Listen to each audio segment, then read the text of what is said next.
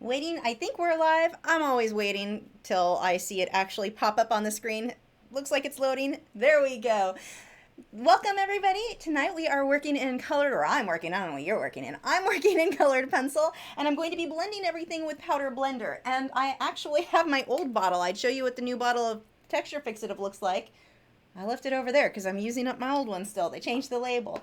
But I'm going to be blending with powder blender, which is a way that you can blend colored pencil so that you get a very smooth, almost pastel-like finish and very quickly. So I will be giving you some tips on that. And first, before we start, and I'm actually kind of laughing about this because I was planning on mentioning the article in this magazine that I'm in. And just a minute ago, I was looking over on Facebook and they mentioned my live stream tonight, and you would swear that we did that on purpose. We did not. That was not planned. But the Colored Pencil magazine for this month. I've got an article in here talking about, it's right at the beginning too, talking about blending your backgrounds. Let's put it here so you can see. I don't know how well that's going to show up, but blending backgrounds to get depth in your work. So if you look, I do have a link to the Colored Pencil magazine in the video description where you can download it. You can get the digital copy. I want to say it's like $3.99 for the digital.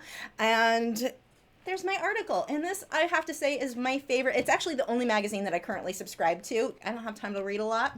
This one is worth it, though. Love this magazine. So again, the link to that below, if you want to get the issue with my article in it, is in the video description.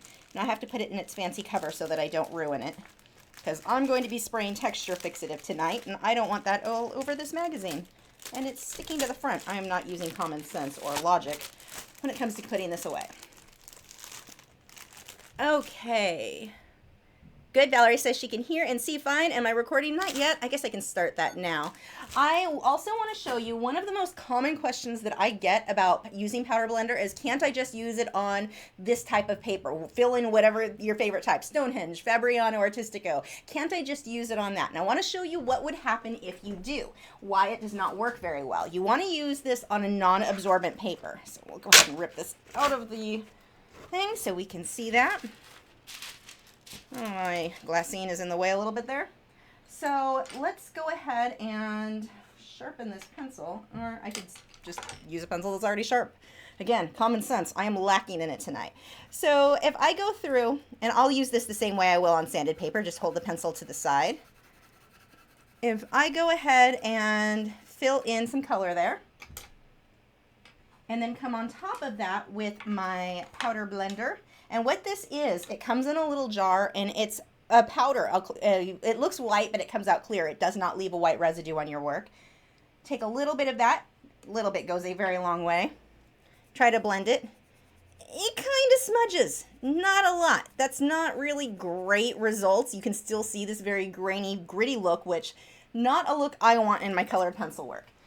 So we are going to switch over to sanded paper. This one here is UArt 500. It's actually the damaged one, so I keep using it for samples because this was what is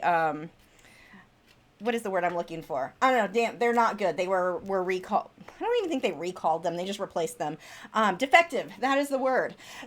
If I use it on this paper, and this is not the paper I'm using tonight, I'm working on Fisher400 from Pro Art Panels. Mine comes already mounted. But if I use it on this, you'll see the difference. So I'm going to hold the pencil to the side, and you can see how quickly that just picks up so much pencil. So you work very, very fast. I'm going to reload a little bit of powder blender. Again, don't need very much. Onto this. And now look how this blends. Very, very smooth. You do not have that grainy, gritty look that you had on the regular paper. So this is going to make a huge, huge difference, the surface that you're choosing. If you choose the wrong surface, if you're just using regular paper that has not either been gessoed or you're using not using sanded paper, you're not going to get this result. And again, this is what it looked like on regular paper with the same amount of pencil and trying to blend it out. Big, big difference between those two. So that question is answered, and I'm sure we'll get tons of questions from people who come in a little late tonight. You guys can just go ahead and give them the answer for me.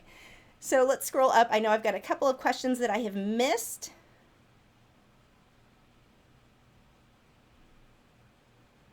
Looks like everyone just reminding me to record. You guys know me well. I have no memory. That's something I always forget to do.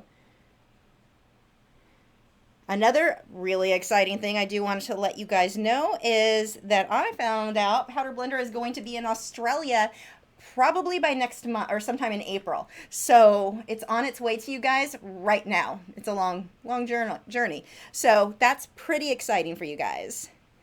Rachel says, this question might sound stupid, but what is gesso? It is not stupid at all, because if you're a colored pencil artist, why would you know that? Gesso is what we typically use to prime a canvas before we paint. It kind of seals it. And so if you take gesso, it's something that you would get, like Liquitex makes it, something used, you'll find it in the painting supply section. If you apply that to paper, that's going to seal it so that you don't have, so that it's not porous. You basically want a non-absorbent surface, and that gesso is a way that you can seal the paper so that it is non-absorbent, which will allow the powder blender to work great.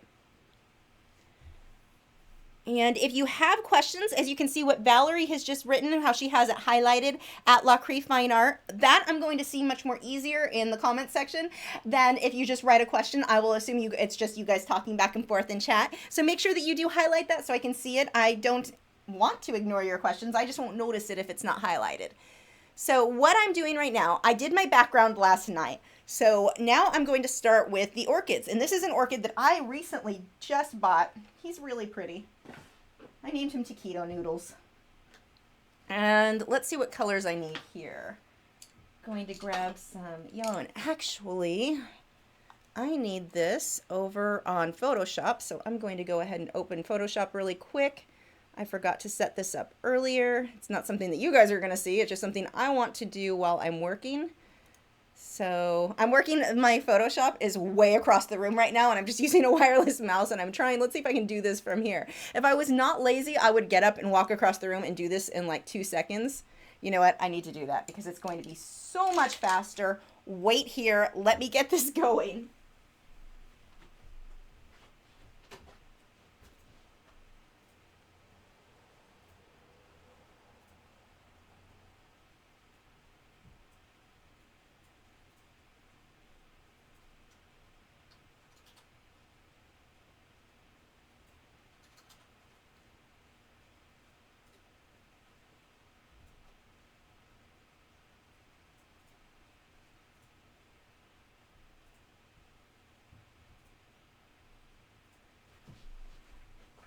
Okay, that would have taken much longer if I kept trying to do it from across the room where I can't actually see the settings. So I am back.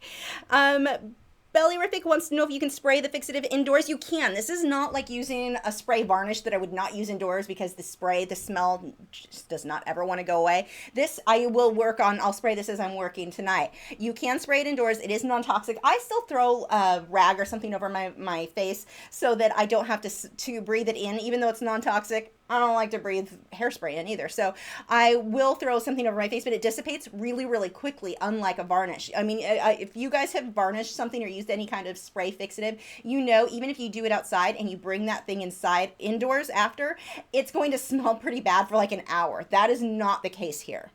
This is non-toxic.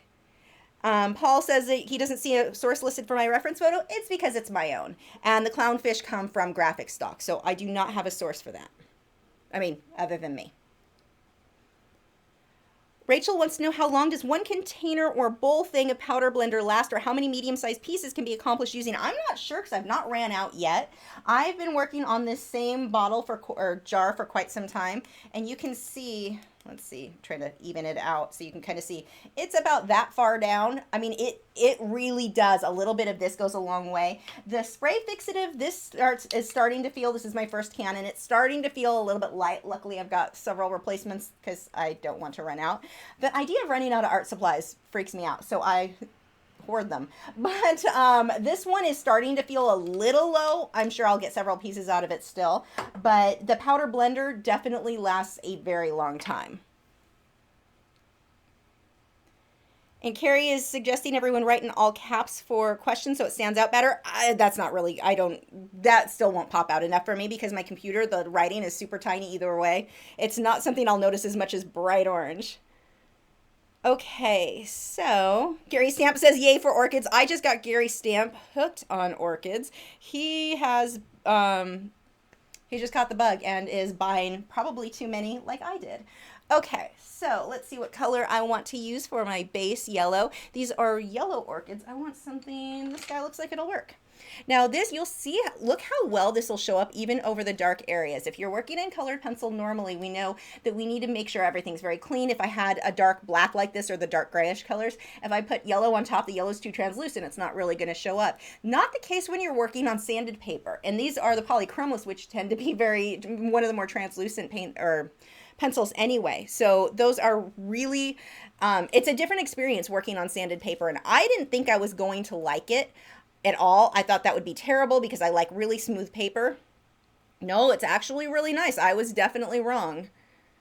Okay, let's see. I just kind of want to trace out where my leaves are. I lost them as I was blending. So I've got to just kind of freehand some of these back in.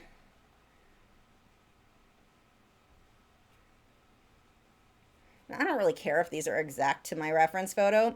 No one's going to know the difference.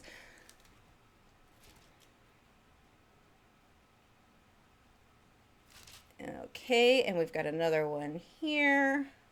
And that should give me, this guy goes in front of that. And yes, I talk to myself like this. Even if you weren't here, I'd still be talking myself through. And then we put a line here. I'm a crazy person. That's what happens. Holly says, I was wondering if at some point you could demo how to get good glowing effects in colored pencil like fairies or fireflies, lanterns, something at night. Thank you. I'm sure I will. I just have to have a good reference photo for that. Meets Art Gallery says, how is your baby chicken doing? And are you going to bring her out today? It's a him. He talks a lot. It's definitely a boy. And he's doing great. He is in the other room right now. I can't bring him in here right now because I'm going to spray this, but it should dissipate enough by the end of the video. If I haven't sprayed in a while, then we can go ahead and bring him out to say hi to everybody. Yvette says, how do you draw or color clear water from a top view of a fishbowl sort of type of thing? You get a reference photo and copy the colors that you're seeing there. It's not like a magic trick like layer blue on top of orange and then this on top of that. If you're working in colored pencil, look at what you see there. What color is there? And that's what you're going to put in that place. I think it's really easy to overthink things quite a bit. We feel like there's this magic formula to do something, and if we don't do it right, we're going to mess it up. There usually isn't. I guess sometimes, but for the most part, experiment. If you've got your reference photo, copy what you see. It really is as simple as that. Copy what you see.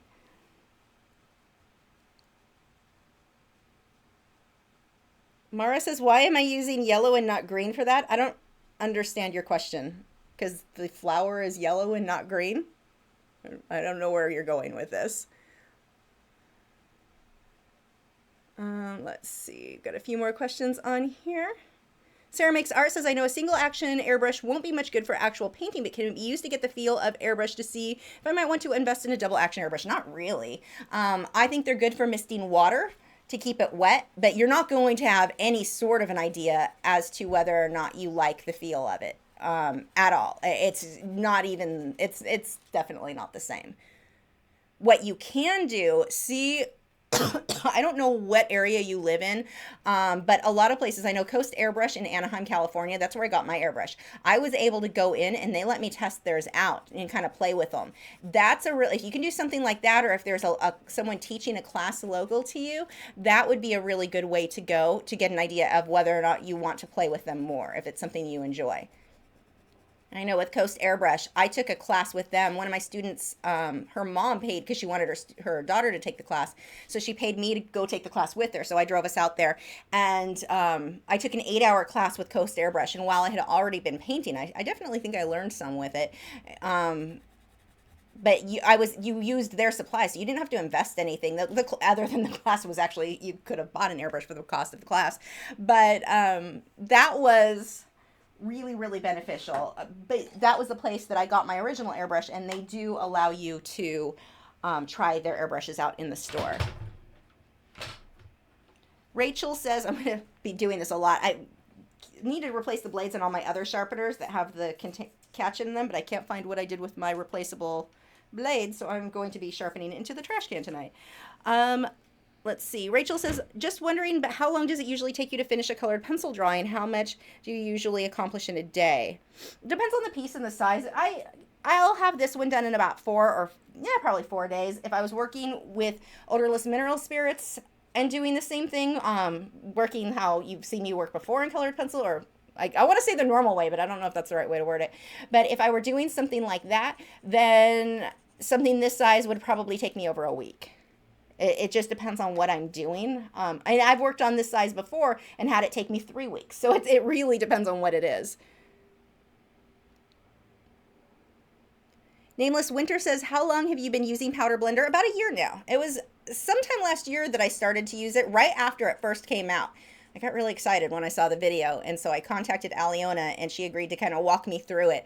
I didn't know her before then, and I was a little bit starstruck because she wrote the Colored Pencil Bible, which is the best, absolute, hands down, best colored pencil book. If you don't have it, you should get that. You can get it on Amazon, I think.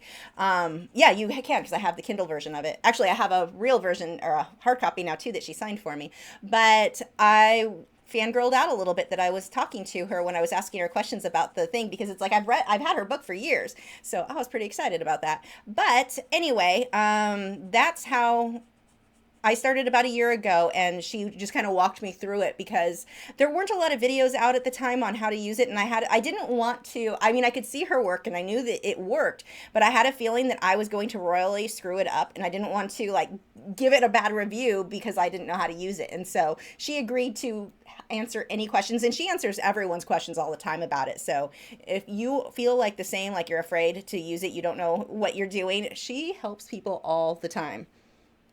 So yeah, short answer, about a year. I'm terrible at short answers.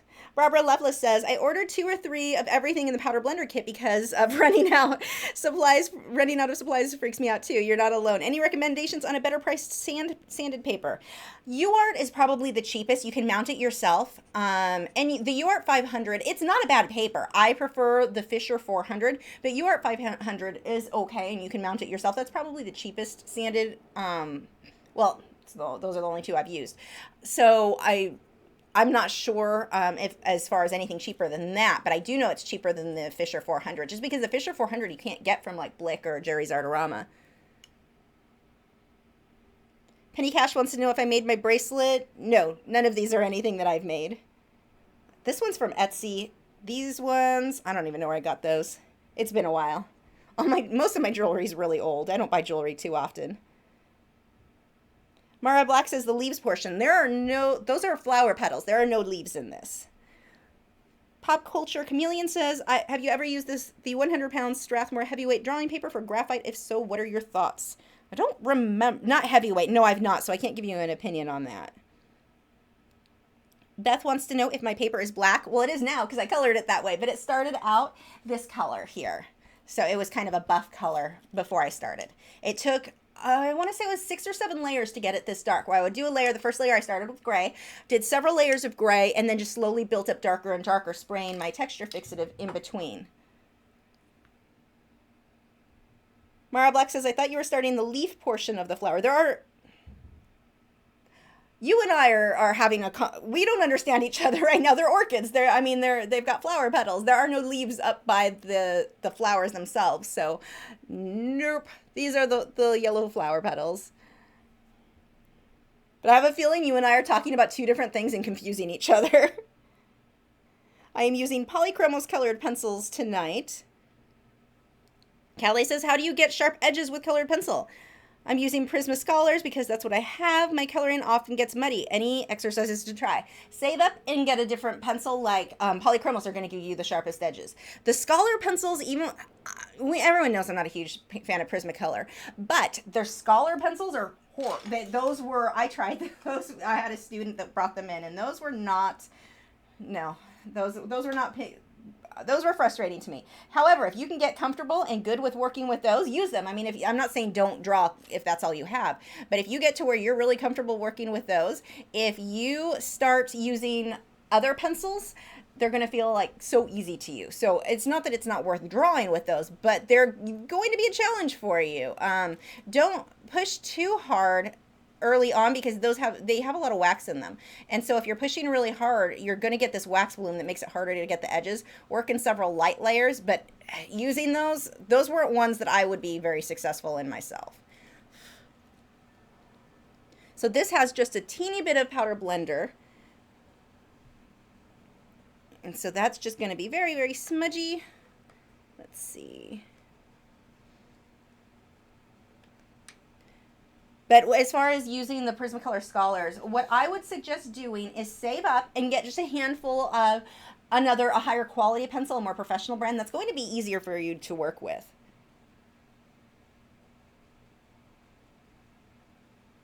Rara Black says, don't use graphite pencils in your sharpeners to clean the blades to make them last longer before changing them. Yes, I do. And these blades are years old, so we're definitely past that point.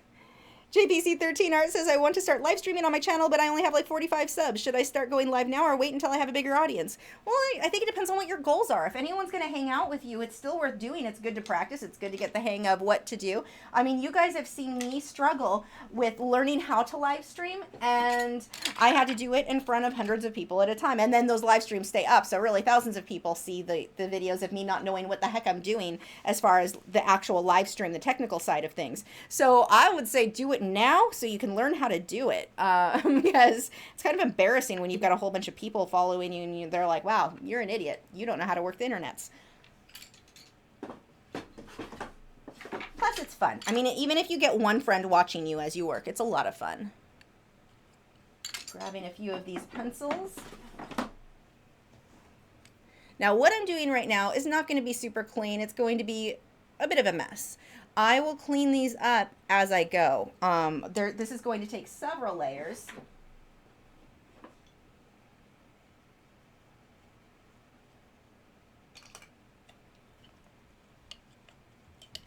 Meets Art Gallery says, are there any other good brands for acrylic paint that are cheaper than Liquitex Basics? No, I don't think so. I think the Liquitex Basics are about as cheap as you're going to find and still be good.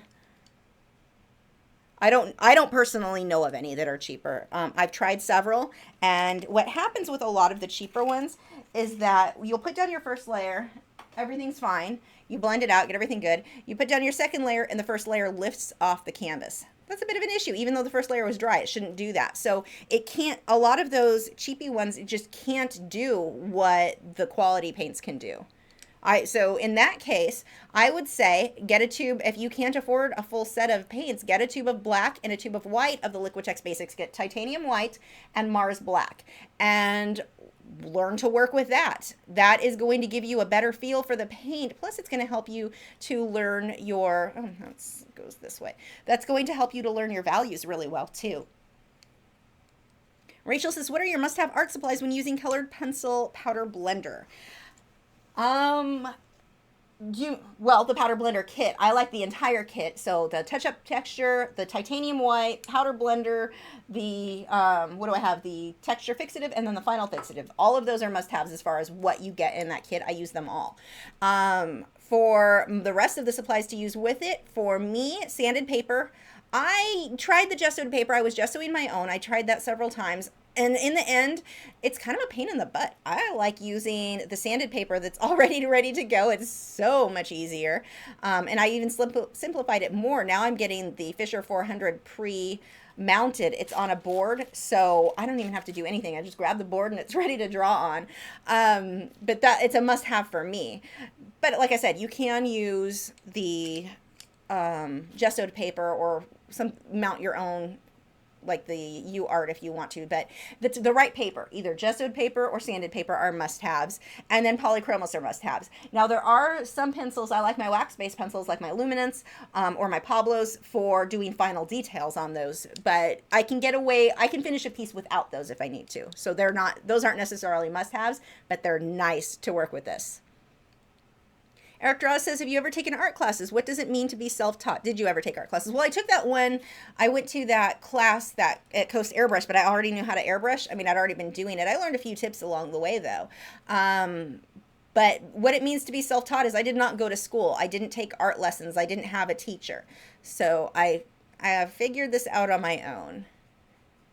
And that's not, like, I don't know why. It seems like artists want to brag, or they feel like they're better if they're self-taught, like the word self-taught adds something. I've seen that a lot where artists get, like, I know, kind of high and mighty because they're self-taught. I don't think that's the case. I don't think it matters. If you're a good artist, you're a good artist. It doesn't really matter how you got there. For me, the reason that I mentioned that I'm self-taught is just in that everyone would, if I didn't, well, where did you go to school? And then I have to say, well, I didn't go to school, I'm self-taught. So that's why I list that I'm self-taught. It's not like a brag of any sort. It really doesn't matter how you learned what you learned, I don't think.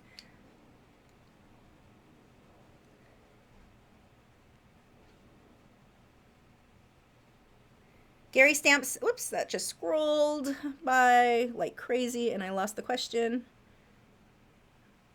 Where did that go? Oh, I've got a lot of questions to catch up on.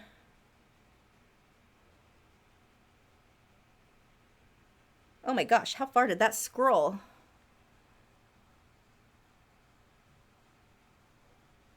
There we go. Gary Stam says, I've seen the powder used with pastel matte. Have you tried that yourself? I have not, so I have no experience as to how well that works in comparison to the papers I've used. Yolanda says, what do you mean you can mount it yourself? I have some pastel matte. How does the UART compare? I can't compare the two because I've never used pastel matte. When I mount it myself, I use a mounting film and you mount it to board. So like here, this is a conservation board. It's archival. It's going to last a very, very long time. So you can mount it to that tub or illustration board, mount it so that it's now thick. The paper itself is not, I mean, it's like a piece of sandpaper, so it's thick, but it's not on board. This is on an actual, it's mounted onto a board. So you can mount it yourself by using a film for that. Scrolling down. Oh, you guys have lots of awesome questions tonight. Mara Black wants to know if these are the orchids that I posted. Yes, they are. That was on my personal Facebook page. Lady Misa says, what are the first details you look in your reference photo when you start coloring? For me, my base layers, like what's farthest back? What is my base color that I need here? That's what I'm looking at when I get started. Whatever is farthest back, basically, and I kind of work my way forward. Now I need to find, that is not a pretty color. I need this sort of gold. Let's see where I might have that. Nope. That color might, maybe not. Okay, one of these colors or a combination of these will probably get me the results I need for this shadow. It is not a pretty color.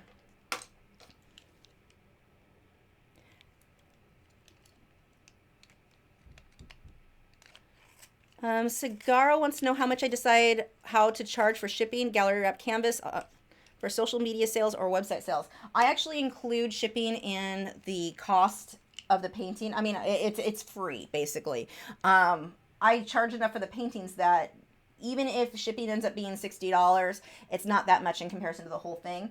And it makes it easier. Where did that, oh, it's in my hand. It makes it easier for me to keep track of, or to give people prices. One of the things that happens, I mean, if I ship to Ohio, it's going to be a very different price than if I ship to Florida. And it makes it very I mean, you can, it's complicated basically, depending on the size and the weight and figuring all of that out. And I found it was just a lot easier if I went ahead and said, you know what, I'm going to include shipping in the cost wherever you live. If it's within the US, I'm including it. I am not charging extra for that. So that's what I do, just to make it, made it a lot easier on me.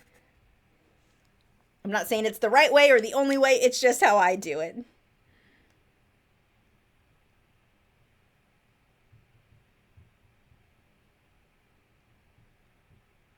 Mara Black says, what would happen if you used a soft makeup eyeshadow brush to blend instead of a sponge? Actually, that's basically what this is that I'm using, and it works really well. And it depends on the type, because not all of them are the same. I mean, if you do makeup a lot, you know, not all makeup brushes work the best for doing your makeup. So, but it actually, some of them work really well, some of them not quite as well. But the powder blender kit comes, if you buy the kit from brushandpencil.com, it comes with some of those that work really, really nicely. Eric Draws wants to know what program I use to edit my videos. I use Power Director 12. Okay, what is this? There we go. That is a flower petal too. I think my neighbors are like doing construction or something next door. They are banging around like crazy over there.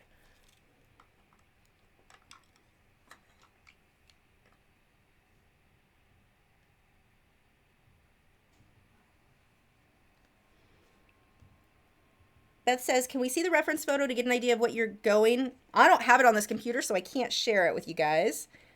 Marilyn says, love your hair. Thanks. I was lazy and just threw in a ponytail today. Maureen wants to know where she can buy the powder blender. I have that linked below in the video description. Melissa says, my whole job is working with people who don't understand the internet. So me not understanding how to work live streams properly doesn't seem too unusual for you, right? Tamara says, will this be a surreal piece with floaty goldfish? I love those. Nope, floaty clownfish. The paper I'm using is listed below in the video description as well, along with a link to the exact one that I'm using. As usual with powder blender, I am using my Polychromos. I think I'm caught up on questions. Okay, let's get some more work done here. So when I'm working here, even with these little edges on the orchid flower, I'm going to go back and forth between calling them orchid leaves and petals. What I mean are flower petals. Words are hard. Don't expect me to know them. But with these guys, I'm going to be doing several layers on here, and this color, like, it's not just finding one perfect color and using that for all of the edges. It won't look natural. It won't look right. I need to have lights and darks, and I'm just looking at my reference photo and going, okay, there's a dark area there. I don't need it exact. I just need it to be fairly close. What do I need? Oh, this color.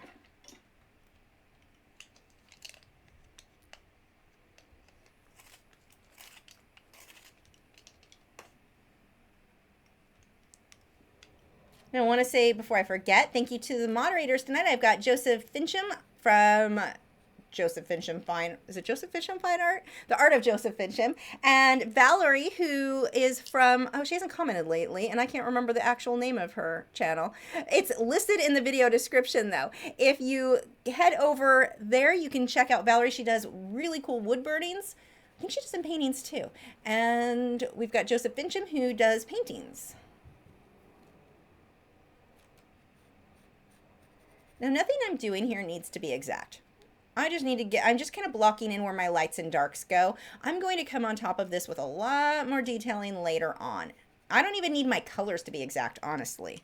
There are going to be so many layers here. Yim says, do you have to mount the paper, or can you leave it unmounted? You can leave it unmounted. I have, I think, one or two that I did not mount. The thing is that powder blender, or not the powder blender itself, but the texture fixative sprays and touch-up texture, those are not flexible. So you want to make sure that everything keeps flat. You wouldn't want to work with something that's not mounted and then roll it up. That could cause issues. So you do want to, that's where I like to mount stuff, because then I don't have to worry about it bending. It's perfectly safe. But you can work with it not mounted. Just make sure that you keep it very flat and don't roll it up, because, like I said, they are non-flexible.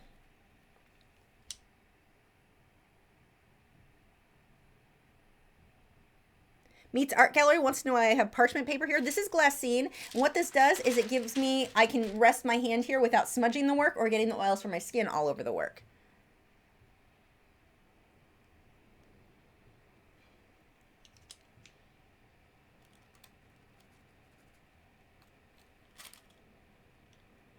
Oh, this is a mess of shapes. When you're working with flowers, try to think of it in terms of abstract shapes. Just look at the shapes, the shadows. If I looked at this and thought, okay, I'm drawing an orchid, I would be so confused. This would just not end well at all. This would be a hot mess. I mean, right now it's a hot mess, but it would stay that way. You want to look at it in terms of the abstract shapes and shadows that it actually is. Oh, and throw your pencil on the floor. Oh, where did that go? I actually needed that pencil too. Dang it. Huh. I'm afraid that pencil just flew into where my brushes are, and I am not going to find that anytime soon. So we're going to use an alternate color. That is close enough. See, when I talk about it don't stress out about the color, right there was a color that I wanted, and I just lost it because it went. I've got a bucket under here with a ton of paintbrushes. That is needle in a haystack level. I'm not finding that anytime soon. I'll have to look for it tonight after the video. But I'm not going to freak out because I don't have the exact color. This one's close enough. Everyone wants to freak out about color. They feel like if they use the right color, that is what's going to make their work realistic. And it really isn't. It's more about your values, your lights and your darks. That's what's going to make your work look more realistic. Worrying about, it doesn't matter if I pick the most perfect yellow here. If I don't have shadows and highlights, it looks flat. That's the part that matters, your shadows and highlights. I'm still dropping pencils on the floor. At least that one didn't fall into the needle in the haystack level of paintbrush buckets. So like I said here, not exactly the color I was using. It doesn't matter. No one's going to know that. Well, you guys will know the difference because I just told you. But no one would actually know the difference.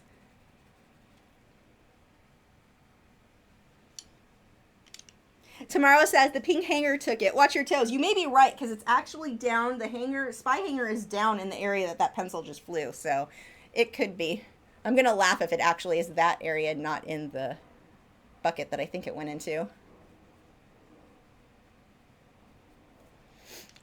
So what I'm doing, notice, like I said, abstract shapes, nothing makes sense. This is just a mess of color.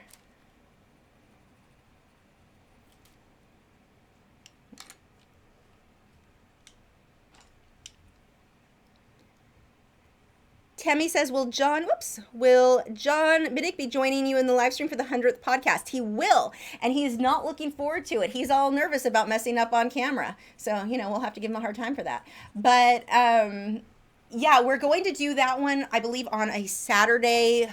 What day was that, actually? Where's my calendar? I will tell you. Saturday, April, I think it's the 15th or the 8th. The 8th. I think we're doing it Saturday, April 8th at 2 p.m. Central Time. Could be wrong. I'll do an official announcement for that. But we will be doing a live Q&A for that day. Marjorie says, does the powder blender work better for oil or wax-based? And does it work with pastel pencils? Well, you wouldn't really need it with pastel pencils because they kind of blend all the way on their own. It works better with oil-based pencils, but I still like my wax-based pencils for final layers. You can use it on wax-based, but it doesn't look as smooth. The oil, you get a smoother look, I think. Whoops. Margine says, with each layer you add, do the pencils wear down less and less compared to the initial layer?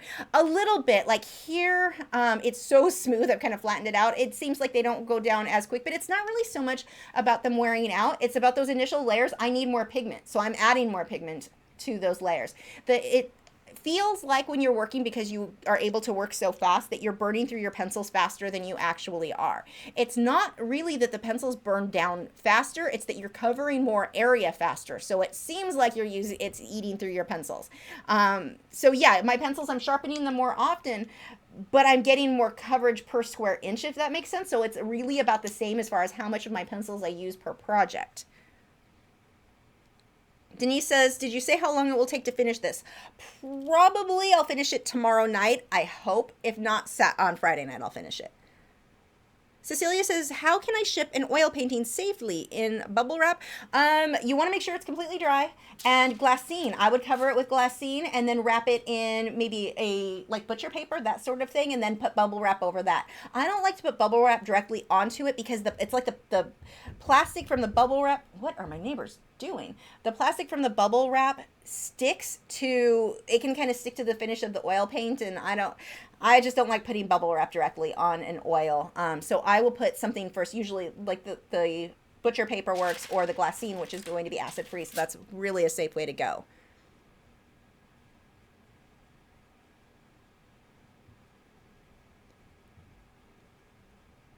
Jones says, allergy attack with nose itching, sneezing while doing a live stream tutorial.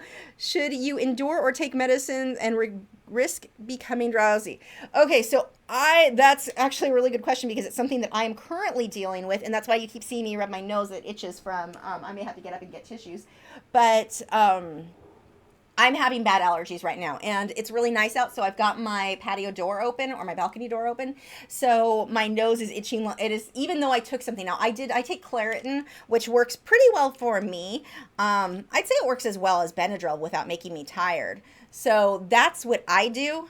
But I mean, if I were really sick, let's say like seriously sick, absolutely felt terrible, I would personally probably just cancel the live stream, because no one wants to see someone constantly sneezing if it's like that bad. I think it just depends on how bad it is.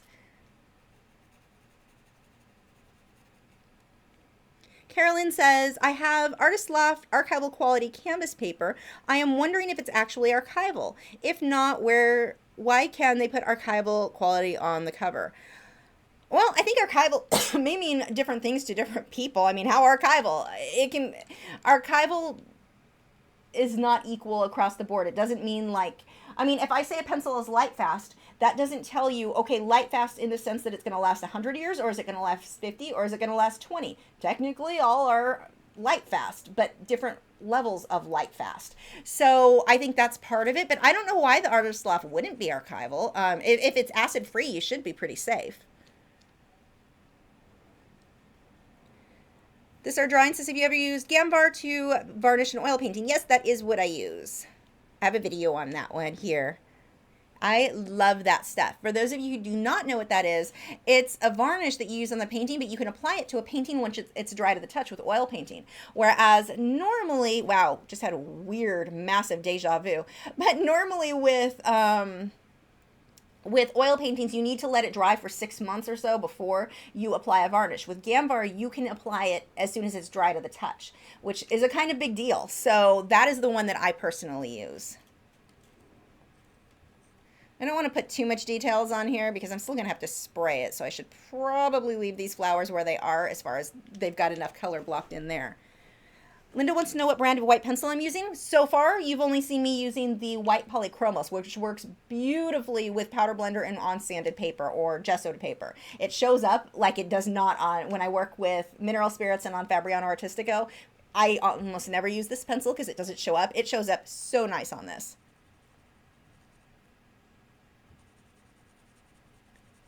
But when I get to my final layers, I'll switch to a wax-based pencil so that it shows up even better. So I get, you know, the more contrast there.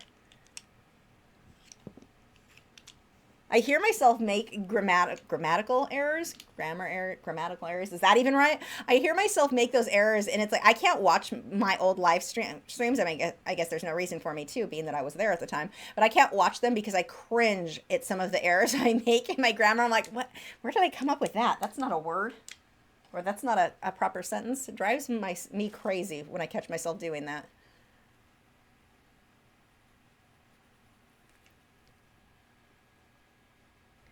If you have asked a question, they scrolled by, just go ahead and ask them again. I may have missed a bunch of them. Kitty Cat's Attack says that I missed a bunch of comments. I probably did. They're just not on my scroll feed. So go ahead and ask them again if I didn't get yours. And again, make sure that you highlight it so that I'm able to see the question. Oops, this is there. Pop Culture Chameleon said, do you use a finishing spray on your colored pencil work? And has any of your work smudged after putting them in the portfolios you used? No, nothing has smudged. On Powder Blender, I use the final, what is it called? There's a final spray, final fixative. I think that's what it is. I could have that wrong. But I use that one by brushandpencil.com on anything that I've done with Powder Blender. With my colored pencil pieces that I do without Powder Blender, no, I do not need to spray them. They don't need it. Kayala, I'm probably saying that wrong. Do you ever work on gessoed panels when painting with acrylics or oils rather than on canvas? I use, no, not the gessoed panels. They don't work well for the techniques that I paint in. I've seen, it's not that they can't work well. They just don't work well for me, or for how I paint, I should say. I do like canvas boards though. So those I will, like the watercolor canvas boards by Fredericks. I use those a lot. I hear trash pandas having a fight outside. And And there's a gnat in here. See, having your window open, it's like bringing wildlife indoors. I get to hear trash panda fights. I've got bugs flying in. Mizuno says, hi, Lisa. Do you have any tips for improving your perception of proportion and accuracy drawing out shapes? I have used grids for a while and I am slowly weaning off of them. Practice, lots of practice, and honestly tracing things. That makes such a difference. If you're having a hard time understanding perspective, tracing it and then freehand it. I'm not saying you have to permanently depend on tracing, but I think you can see a lot and you notice a lot if you trace it. I don't know, it just trains your eye to see things accurately versus doing it wrong over and over again. One of the things that I've seen happen is students will be determined to freehand everything. They're going to learn only by freehanding. And it's not that that's not possible.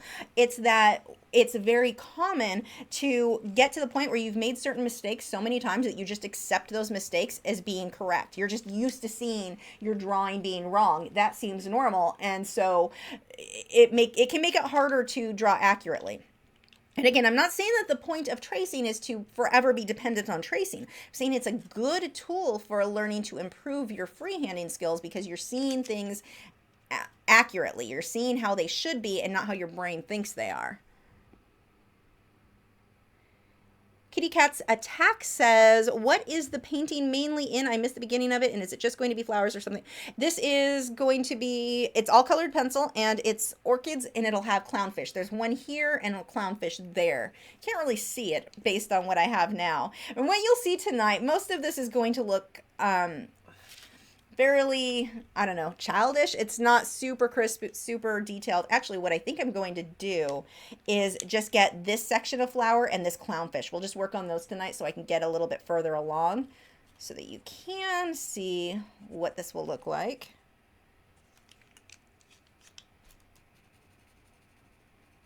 So I added the white. I'm putting the yellow on top, which gives me a really nice light yellow.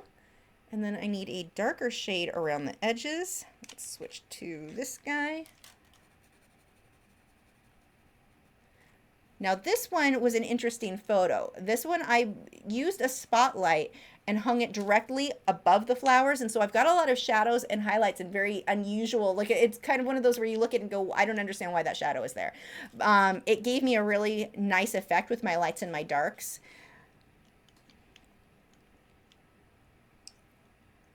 Let's see, we've got a shadow here. So like I said before, it really does feel very much like drawing it's abstract. I'm copying the abstract shapes that I see in my reference photo.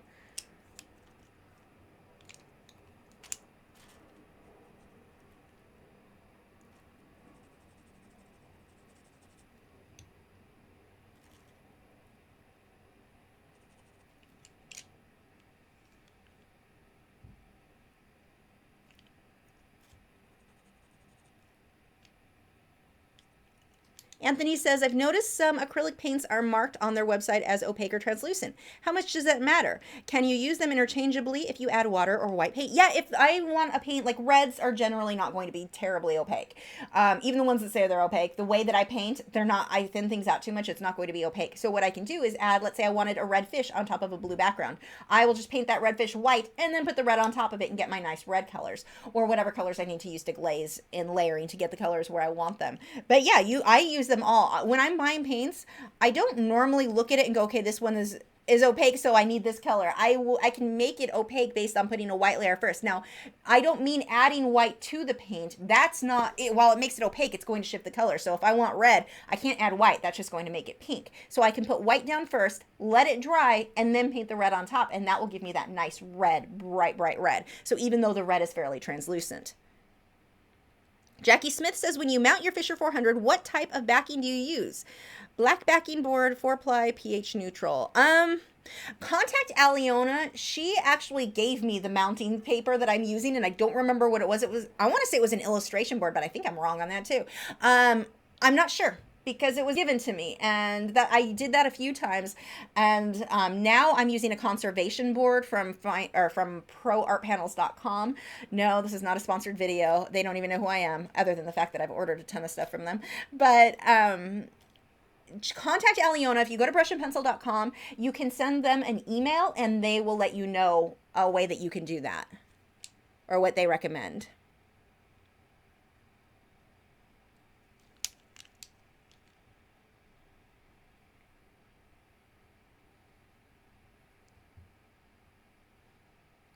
Mara says, I saw a video where the artist says that if you can't provide your own reference pictures, you're wasting your time.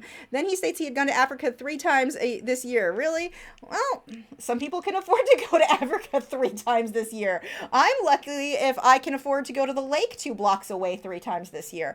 So, you know, we're all at different places. And, you know, anytime someone says something like that, I'm just like, I can't take them seriously. Good art is good art. I don't care how you produced it. As long as you're not cheating and, you know, stealing stuff for reference photos that you're not supposed to be using.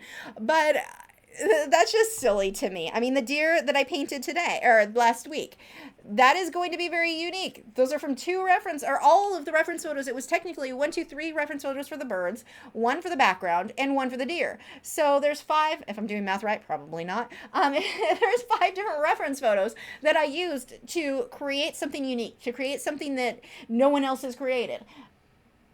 It's still a very original idea that no one else did. So I always laugh anytime somebody tries to judge how somebody else creates. It's like, oh, aren't you special that you think you're so much better than everyone else, Mr. I can afford to go to Africa 3 times this year. I go to the zoo. Does that count? And there is something that I think is kind of special about being able to use your own reference photos. I'm not saying that's bad. I know for myself, I love the feeling when it's a photo like these flowers. This is one I took myself. I don't know, something about that feels special to me. Does it mean that it's going to produce better artwork than someone who used a reference photo that they got from wildlife reference photos or wherever else? Absolutely not. I don't think, yeah, that's a little silly. That's just my opinion, and everyone has different opinions on that, but I just always laugh when someone comes up with a rule. It's not real art, or you're wasting your time. And people will say that about painting realistically. They'll say it about abstract. They'll say it about every technique, every style, every possible way somebody creates art. Somebody else is going to come across and go, it's not real, you're wasting your time. Those people are idiots, basically.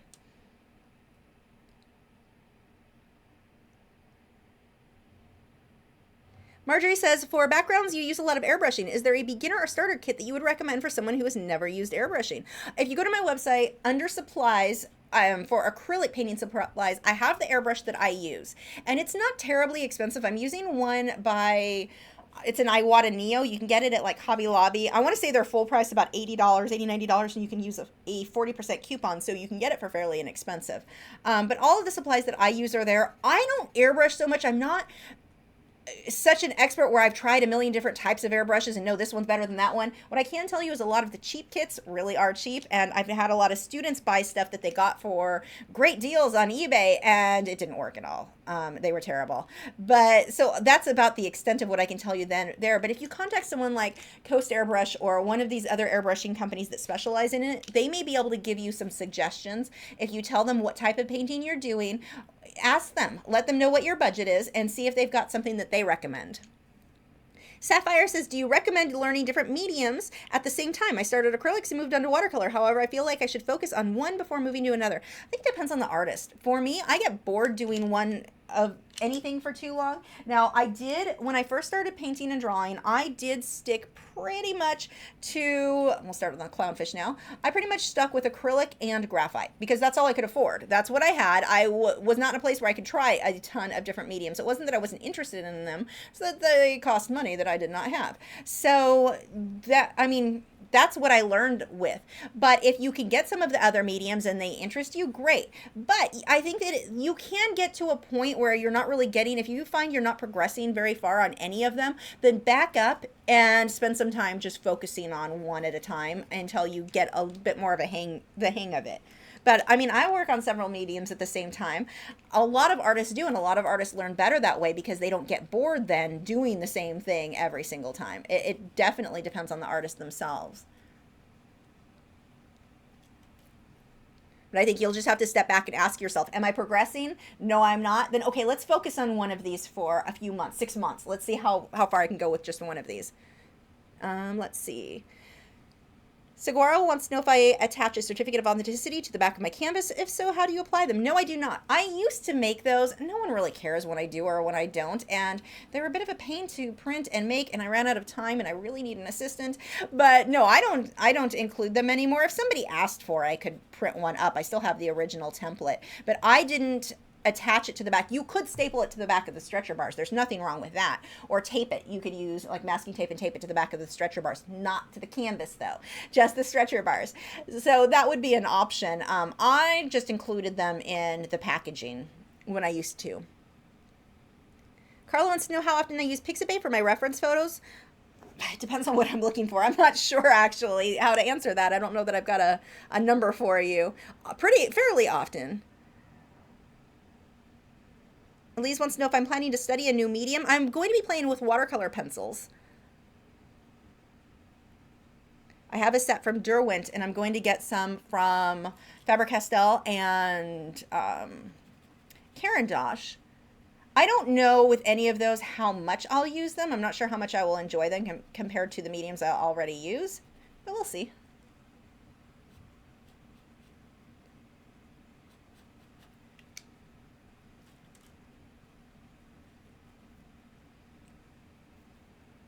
Andrew says, how do you gesso a paper? Is that even possible? And what kind of paper do you use when you gesso or sand it? For me, I used, oh, they're on pencils on the floor again. My Fabriano Artistico Extra White Hot Press 140-pound watercolor paper. I used Liquitex Basic. Actually, I don't know which Liquitex. It was one of the Liquitex gessos. I thinned it out with water so that it was the consistency of milk, and then I airbrushed it onto the paper. Now, that is a situation you could use a single action airbrush for because you don't need dual action. You want to mist it evenly over the whole thing. You can paint on the surface if you want. It's not going to give you as smooth of a finish as if you airbrush it. I think airbrushing would be better. And the nice thing with airbrushing is you can get a cheap hobby kit for like $30, $35 from Amazon. I know Michael's, I'm not sure if they still do. I know they used to carry a, oh wait, I missed a color here. They used to carry a Badger kit that was about $35. That I think is the best. Airbrushing, even with the single action kit, is the best way to go. That's going to give you the best results. Ferret Art Student says, thank you for you and your videos finally convincing my parents to get me an airbrush for my birthday this year. Congratulations. That's awesome. Kelly writes, will you be reviewing the Derwent drawing pencils in the near future? I will, and I will tell you right now, I love them. I've had the Derwent Drawing Chinese White forever, and I've loved that, and I don't know why I didn't get a full set. Then I tried the green, realized that was actually pretty amazing, so I'm definitely going to be using those or getting a full set of those. I need to contact them because they will actually provide that to me to review, and I just need to message them and remind them to send those. I talked to them about it when I did that art convention recently, and they were all excited to send me some to review for them.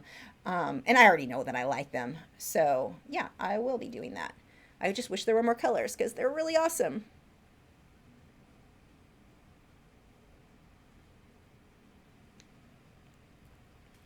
So just softening this out. You can see I mixed yellow and orange for this guy. I'm not going to add too much detail here. I will do that on later layers.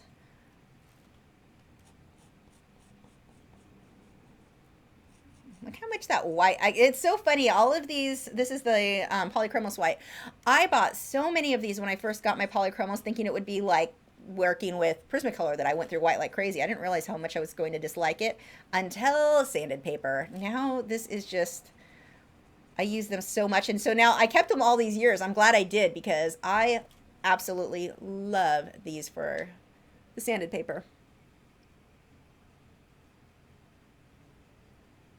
Tammy says, is this picture from your Facebook posted? If so, how did it take you to get that look in your picture? It is, well, sort of. Those flowers are posted from the day I took these photos, but this isn't the same one that I posted.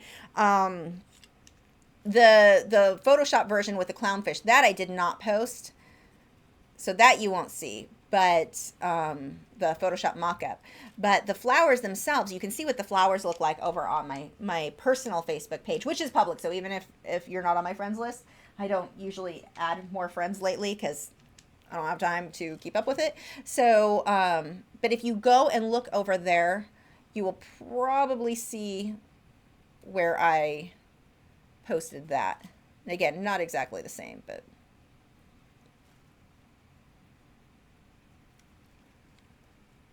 everything I post on Facebook is public. So even on my personal page, I don't.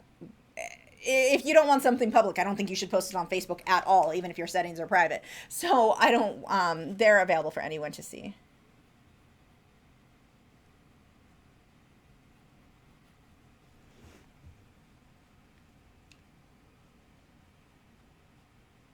Denise says, how long did it take you to build my art collection? Do you mean supplies? If you mean supplies, I've been doing this for about 20 years. And some of my supplies are pretty much, some of my old oil paints are actually that old. I think I've gone through all of the acrylics. I don't think they lasted that long. But I do have some old oils from when I first got those, and then some of the paint brushes.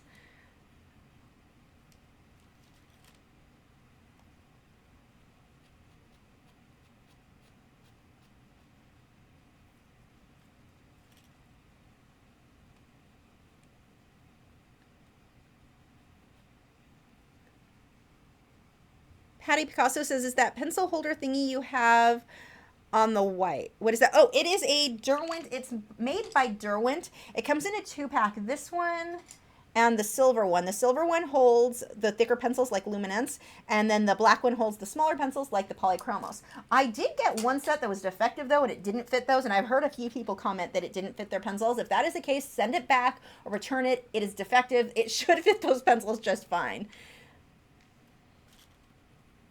But those are my favorites. They're very comfortable to work in because they've got a little bit of a grip there, and they're very comfortable. I have some. I don't think I have it in here anymore. I had one by Generals. It had this metal rim around the front. It hurt your finger as you used it. So I really like these.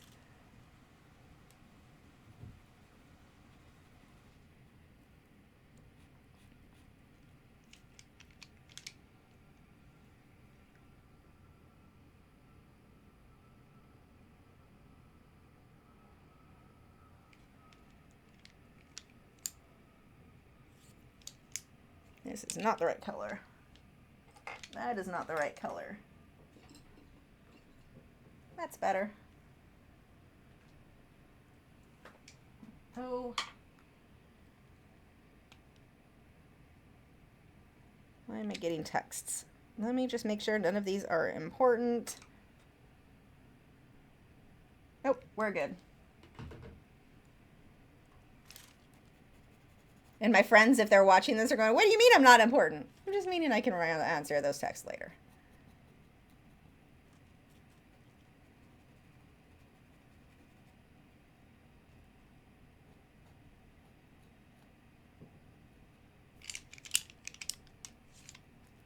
That's no good. Blend that out.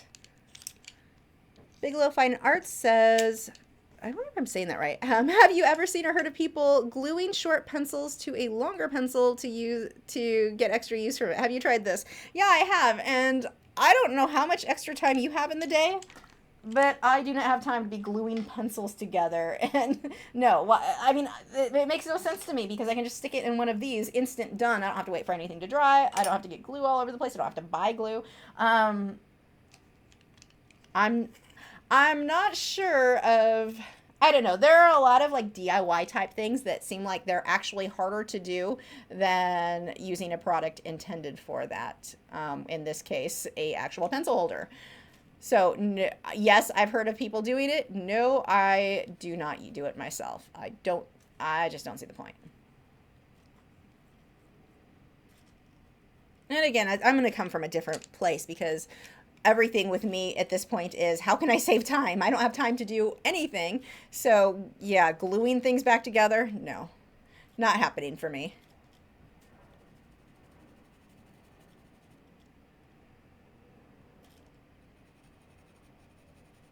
I'm using the yellow pencil here and kind of blending out with that.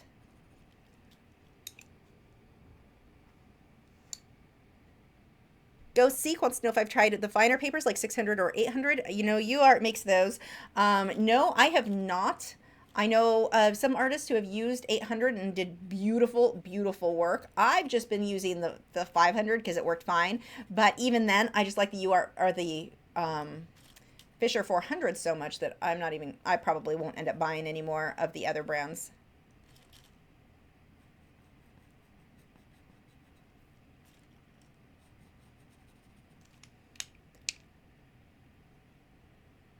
So I'm going to go a little bit dark on this one. What I will do when the next layer, after I spray this, I'm going to put yellow over it, which works like a glaze, so it ends up being fairly translucent, and I'll get a bit more of a glow with the clownfish that way, the way that I'm going to layer those.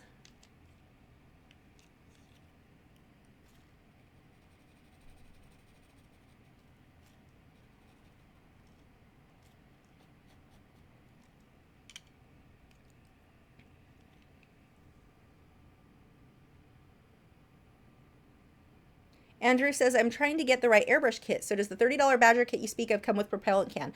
Not all of them. You need to double check. Some of them for that price do, some of them do not.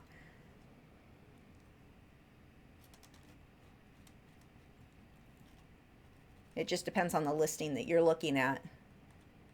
And they're not even all the time available. Sometimes I'll look on there and they've got them for that price with the airbrush or the can of air. Sometimes I'll look and I can't find any with the canned air. So you may have to buy it individually. You may find one that has it included. The one that I used to get came with it. And then of course you can buy the individual cans as needed after.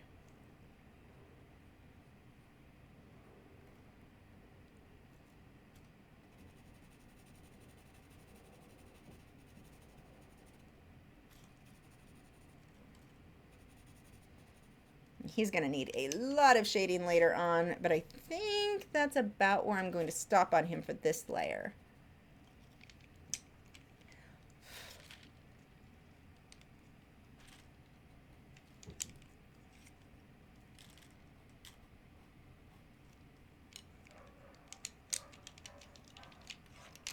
Oh, wow. Sounds like neighbors' dogs are trying to kill each other out there.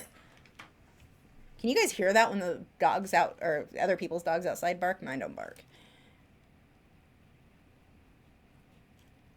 Well, part of that, mine are inside. If they were out there, they might be barking. Sarah Makes Art says, have you tried the Code 1 Nor Progresso woodless graphite pencils? No, I have not.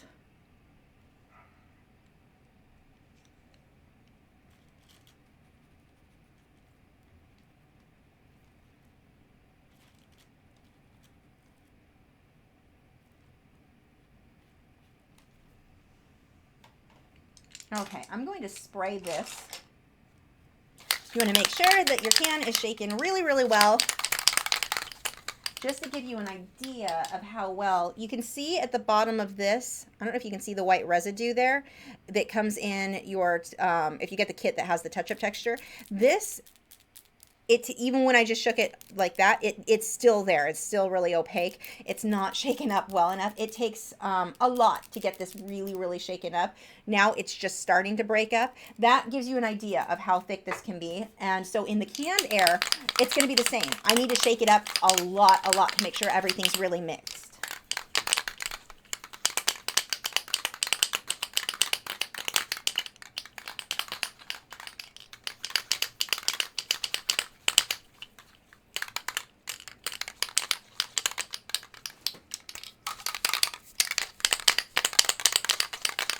And Paul Hunter says the dogs are probably arguing about the construction job. Yeah, I don't know what my neighbors were doing. That was weird.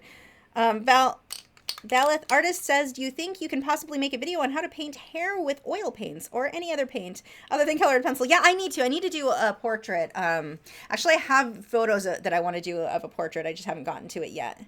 Ferret Art Studio says, I have a spray-on gloss finish for my paintings, but was one that I can paint on. What brand do you spray on gloss finish for my paintings, but it was one that I can paint on. What brand? I use the gloss for acrylic paintings. I use Liquitex gloss varnish.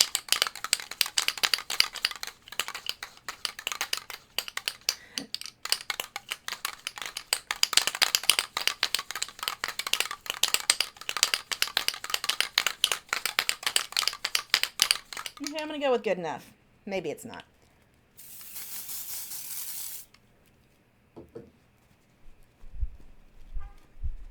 And that's it. And I already cannot smell this in the room. Nope, can't smell it at all. So that's how quick it dissipates. It's not like using a varnish that has a very, very strong spray. Now I do need to let this set for a couple of minutes to dry before I work over it. But that's going to kind of seal down. It's not, when I say seal down, it's not sealed down so much that, like, if I touch up here, you can see it'll come, a previous area I worked on, it comes off a little bit on my hand. It's not going to seal it completely, but it seals it enough and it adds more tooth back to the paper so that I'm ready to go on to my next layer without completely smudging the first layer. And one of the problems that a lot of people are having, or I've heard of a lot of people having with powder blender, is like getting a background this dark. They put on the color and they're like, I'm knocking too much off, it's not going dark, it's looking too grainy or gritty. What's happening is you're trying to get it in a single layer and it just doesn't work. You want to do a layer, blend it out, spray it with your texture fixative, let it dry for several minutes. When you go onto your next layer, you can go slightly darker. Blend everything out and just keep building and building and building until you get it to the darkness that you want. It's normal that your first few layers are going to look fairly gritty and I don't want to say gritty and grainy, just not maybe as dark as you want without, you get the color super dark and you go to blend it and it's not so dark anymore. That takes many layers to get up to that point. Rob wants to know what that spray was. That is the textured fixative from Brush and Pencil. And I really wish I would have grabbed the new can so you could see what it actually looks like. This is a very old one. I'm just trying to use up what I have left in that one. But it's the spray that goes with Powder Blender.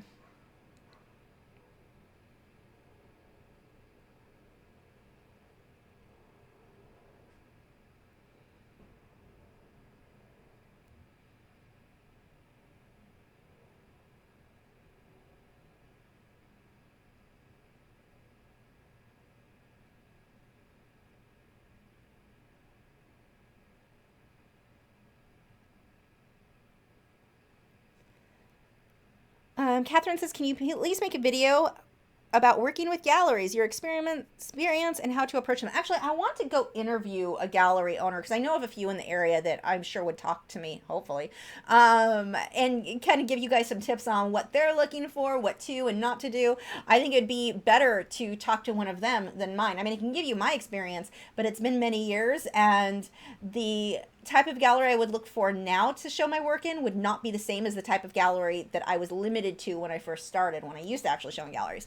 So that would be a little bit different. I mean, I can give you some tips on my own, but I think talking to a gallery owner, I really want to go interview one sometime. I don't know when I'm going to find time, but I really want to do that because I think that would give you a bit more insight on what to expect when you do go to work with one.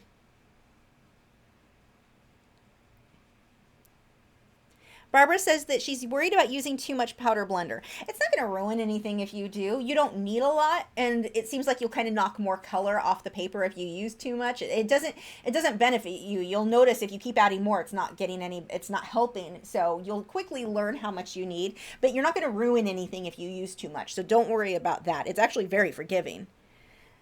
Yolanda says, how many layers of final fixative do you use? I do a couple of coats. I'll do one, let it dry completely, and then do another at the end. You could probably do more. Just let it dry completely in between coats, but usually about 2 for me. Picks by Elise says, what medium would you recommend to somebody with extreme allergies? I was thinking colored pencils, but I can't handle burnishing. Not sure about powder blender or the OMS spirits. I don't know. Everybody's going to be a little bit different. Acrylics, most people are fine with. There's not a strong odor there.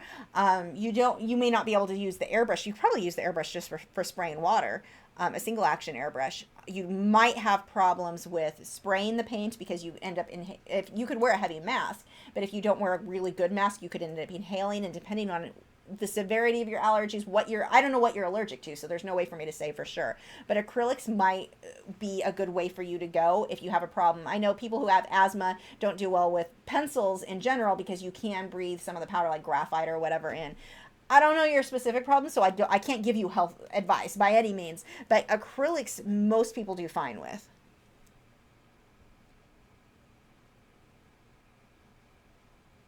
Another option you have is going to be digital painting. And for some reason, some people have like this negative attitude about digital painting, that it's not real art. I do digital painting. It's real. It's the same. It's just a different medium. But that may be a good option for you too. You do the layering the same, everything. I mean, you can create beautiful pieces and you can have them printed on canvas. Yeah, somebody can't buy one original, as far as there's no more available like that. You're just selling prints essentially. But it's an option to create good art.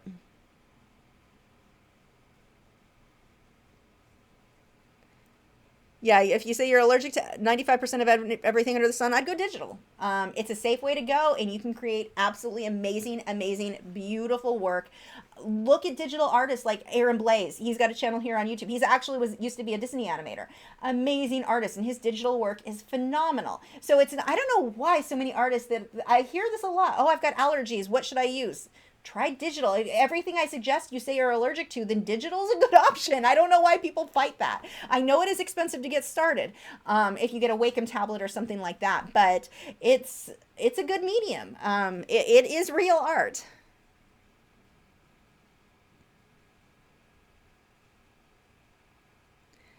Miss Angie says she's having trouble signing up on Patreon. It will not take. Message me later. That's not something I can really walk you through here on YouTube. So message me a little bit later, or worst case scenario, I'll get the link for the Patreon Help Center. We'll figure out what's going on, because that should be a very, very easy process. Nicholas Edgar says, would you replace half a set of polychromos individually or buy a new set? I would replace them individually as I go. Whenever I'm working, any medium that I'm working in is sold open stock. So if I run out of a color, I just replace that color as I'm going. The exception to that would be Derwent. They did, when they asked if I needed more Inktense colors, because I had bought a lot on my own too. And I said, well, I'm running low on, and I started to list out the colors. And they're like, no, we'll just send you a full set. I'm like, okay. I'm never going to run out of some of these colors, because some of them I don't use that often. But yeah, normally I just buy them open stock individually as needed.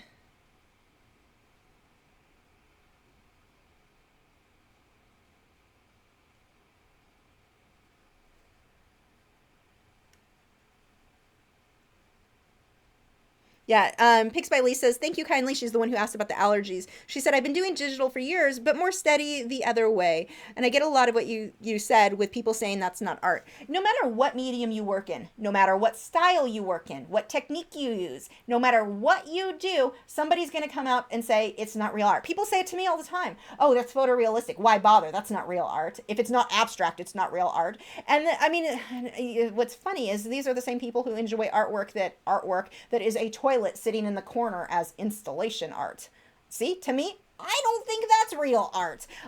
They disagree. They have the right to do that. Now, I don't prance around and tell them, what you just created isn't art. I would never say that to them, because I think that if that's art to them, then that's art to them. Just because I don't appreciate it doesn't actually mean that it's not art. So when somebody tries to say that to me, that mine isn't art, I just kind of laugh, because it's like, they don't know what they're talking about. I think people don't understand what art is, but digital art is 100% art. And don't feel like, well, I want to create something else because I'm sick of hearing people say it's not real art.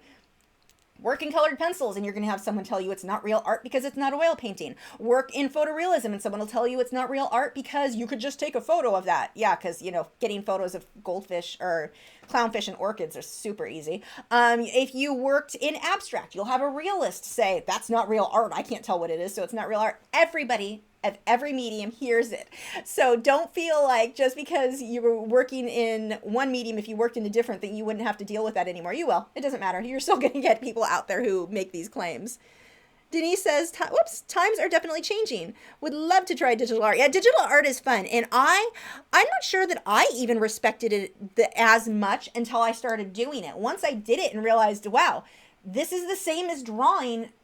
It's easier because I've got an undo button, which is pretty nice. But I mean, it's still art. You're still having to draw. You're still doing that. And I think some people seem to misunderstand and think that it's nothing other than photo manipulation. That's not what digital art is. I mean, that's a way that, yes, you can do that, but that's not what a digital painting is. So, yeah. But I think people are starting to learn. Like I said, I respect it a lot more when I started doing it. Kalia says, you mentioned golden acrylics during your last live stream. Any more info on that? No, it'll be a while before I try some of those. I actually need to contact them still. Because they are planning, or they said that they were going to send me some to sample. Barb wants to know if I use a stay wet palette ever. No, I don't need it. I work fine just in my pie tin with my tin foil. It is like the most cheapy type of setup. The people I've known are students that have the stay wet palette. Some people do well with them. For me, I don't like the way that I mix my paint with the water. It doesn't really play nicely with that. It's hard for me to mix the consistency that I want. So they aren't an ideal fit for me. Maureen says, if you need an assistant, get in touch. Are you free? Because I can't afford to pay one right now. Let's see. Pix by Lisa says, you're making me laugh. We'll work on my confidence with the art. Phyllis says, do you know if they've come up with a fixative for the ink tints to make them archival? They have not yet. I recently actually talked to them about that.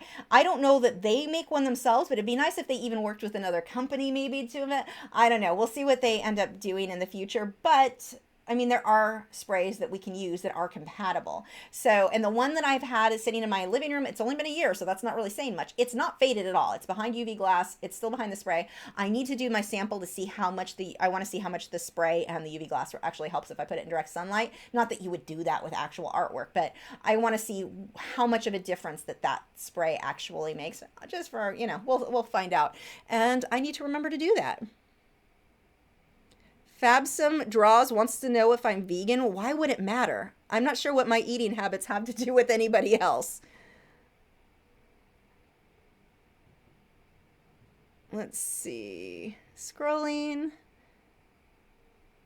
I think I missed a bunch of questions, so I'm trying to get back up. Okay. Samelia Rain says, would you have any time management tips for somebody about to juggle a full-time school, freelance art, and a part-time job? Caffeine. That is my tip. Schedule.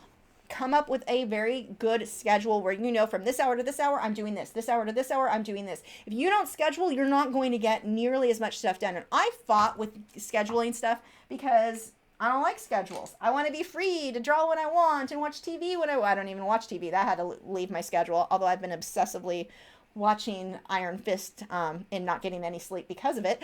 But no, this is dry enough. I can go ahead and go over it now. That yellow, it's bright. I guess I can use this bright on a few areas, but that's a really fluorescent yellow. But having a schedule is what's going to make it so that you can get more done. If you don't schedule, like with me, I keep saying I want more time to practice violin. I'd like to start doing some more music stuff. I actually, with the guy from my old band, Christian Ross, we're planning to do a video from one of our old songs, a 360-degree video of one of those, which will be fun. But I mean, even then I'm like, I'd like to do more with violin, even if it's just me by myself. I don't schedule it, so it doesn't get done. If I want to get something done, I have to add it to a schedule. So that would be my biggest tip for you, is to schedule. I use Google Calendar. It's a really easy, good, cheap, well, free scheduling app or program. That's what I use.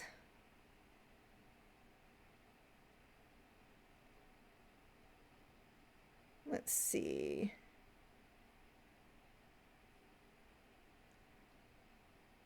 Scrolling for more.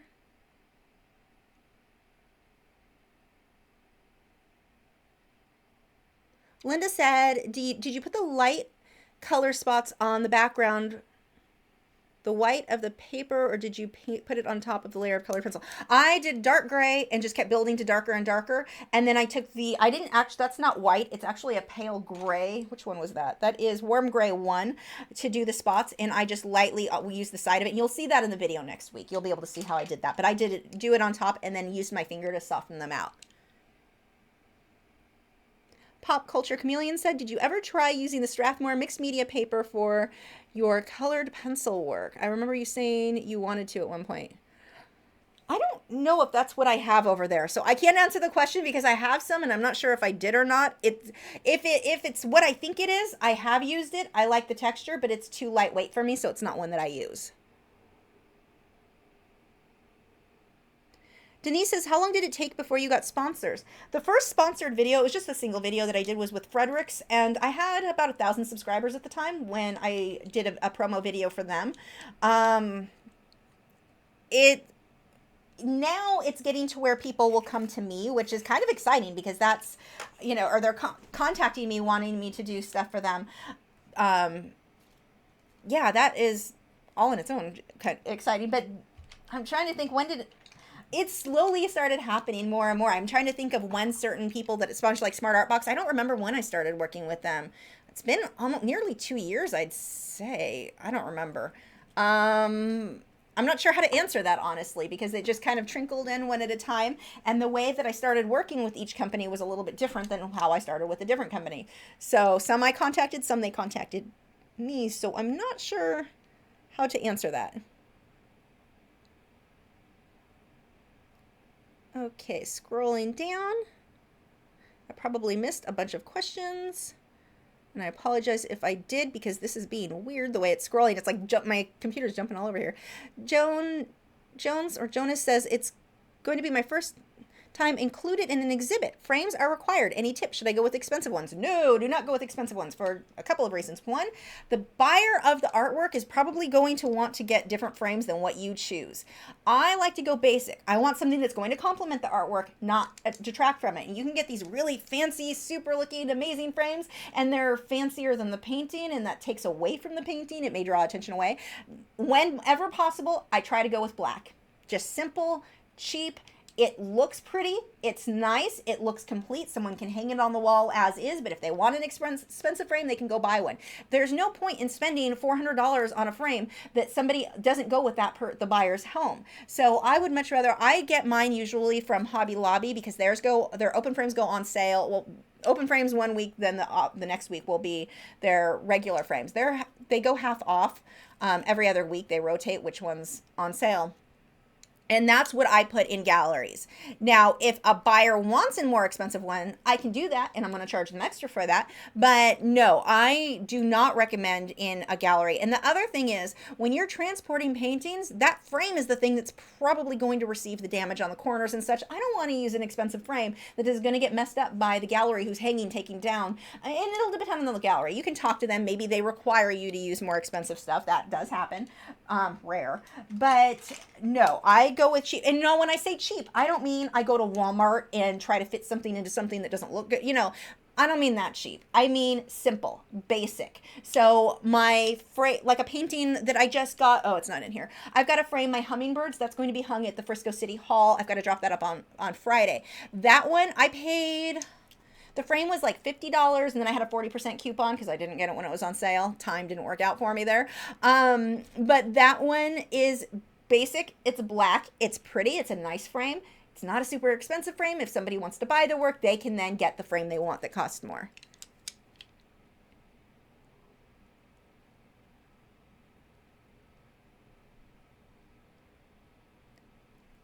Isaac wants to know if I use a color chart. Not really. Well, it depends. Ink tints, yeah, I have one, or little tabs so I can keep up with what color I'm using, but I don't like sit there with a color chart. I don't worry about it. Like I was saying earlier, I've got a handful of colors. The color I was using I just lost a little while ago, and I can't find it right now, so I picked something that was close. I don't care if it's the same. What I care about are my values. That's what matters to me. So worrying too much about the perfect color, everything being exactly right, I just don't think it matters. I think that people get too caught up in color and don't pay enough attention to values, lights, darks, shadows, that sort of thing. That's what is going to make the biggest difference in your work looking really realistic and very impressive. Not using the perfect color because the color chart, that's just me.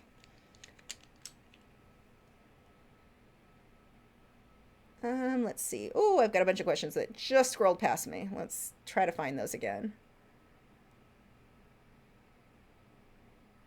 Sarah wants to know if I have any tips for how to come up with ideas for blog posts I've tried in the past but stopped because of lack of ideas. Oh, that was me a few years ago.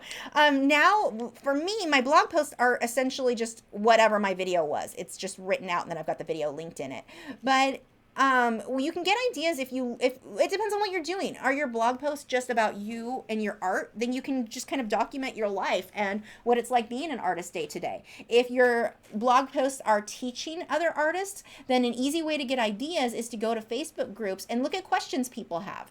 The same question that one person has, you're going to have hundreds of other with the same question. It's an easy way to get ideas of what to make videos for, or for me, for what to make videos, or what to make blog posts about. See what people are asking, what questions they have. But if it's for you and your own art, that's where I had a hard time coming up with stuff. Once I started teaching more online, then it made it easy for me to figure out what content would people really wanted. But you could blog about your life, blog about what you do as a day and as an artist. Let people know what type of thing, you know, what are you working on? What ideas do you have for paintings? What sketches have you done? That sort of thing you can do too.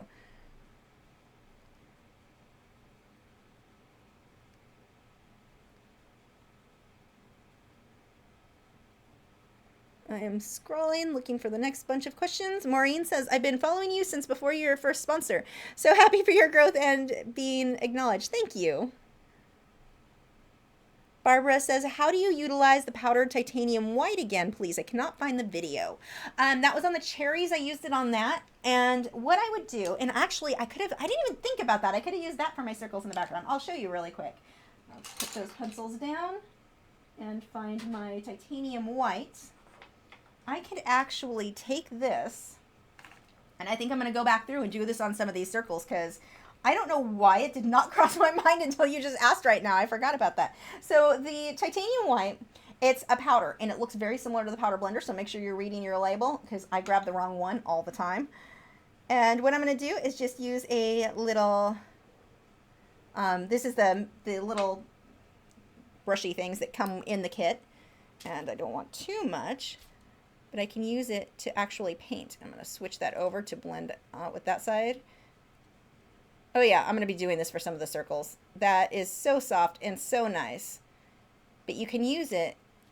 Oh my gosh, why did I not do this? Would have saved me so much time last night if I would have thought about this. I kind of love you right now for asking that question, because for some reason it didn't even cross my mind to use that for this. Oh, this is better. So here you can see I'm just adding it. I'm using the applicator that came in the kit. The makeup type sponge, anything like that would work. If you've got the soft tool brushes that you see me, these type of things, you could use that to apply it with. But that is how you can use that. You can use it for highlights. You can use it. I usually, and this is why I didn't think about it, because I don't normally use it for that, although I'm going to be doing that a lot on my background here. I use it when I mix it with my touch-up texture here. I mix the two together and then paint on white details. So that in my head, that's what it's for. But you're right. No, that would have been a way faster way to do my background. And I'll be going over that because I like how that looked way better. Yolanda, let's see, was that the next question? Yes. Yolanda says, do you sell all your art framed? What about matting? Do you cut your matting?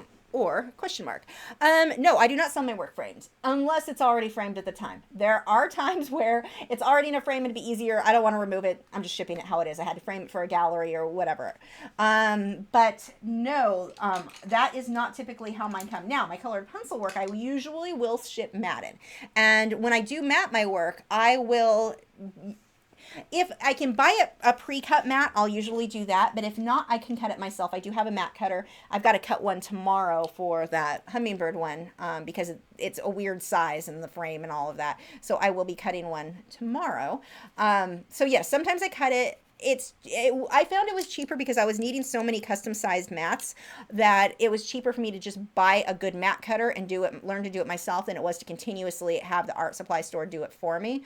But that is also an option. If you go in and tell them I need this size by this size, they can cut it for you. I've had it done as cheap as $20 when it was a custom mat. Eric Draws wants to know, is doing fan art on YouTube videos good or bad? It depends, because like Game of Thrones always encouraged, I need something that's more pink. Game of Thrones always encouraged fan art. But then they went after somebody recently for something that wasn't even fan art, but used the term winter is coming. That had nothing to do with their program. So I don't know. And now I'm like, I don't think I'm going to do fan art anymore. I don't think that's something, unless it's something I want for myself. Like, okay, I want to paint myself a Murloc, so I'll probably do that. But you could run into copyright. If the copyright holder decides that they change their mind, they used to allow fan art, but they don't anymore. you're kind of screwed. So I would rather, in most cases, just make my own art and not worry about copyright. Same thing with music. People will use copyrighted music thinking, oh, it'll be okay, I'm not going to get caught. Well, do you really want to risk that? And it's gotten to the point where that is not something I want to risk. So I don't think. And the other thing, fan art has never gotten me more subscribers or more views than any other art. So it's just, I don't see the real benefit in it.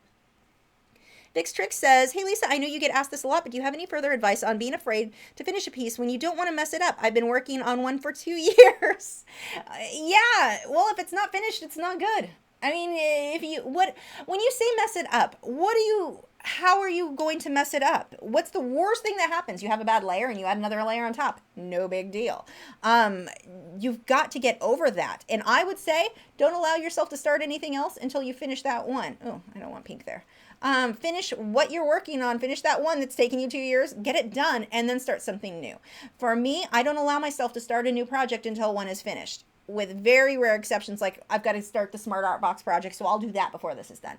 But normally, no, I say finish everything before you work on something new. And you've got to get over the fear of messing up. That is like, you don't progress very fast. It's funny because I'm actually working on a video. I need to finish editing it. Mistakes for the top 10 mistakes for acrylic painting. And that's one of the things that I talk about because I see it all the time. People are too afraid to mess something up, and so they don't finish something, or they just don't learn. They're not willing to experiment. You can't, there's nothing that you're not going to be able to fix. So I'm really not sure why that fear is there of everybody not being willing to make that mistake. Mistakes aren't a problem anyway. Mistakes are how we learn. Let's say you make a mistake and you ruin it. What difference does it make? You can't sell it now. It's not finished. Assuming you could ruin it. You're just going to keep layering until it looks good. So no, finish. You've got to just make yourself finish it before you start something else.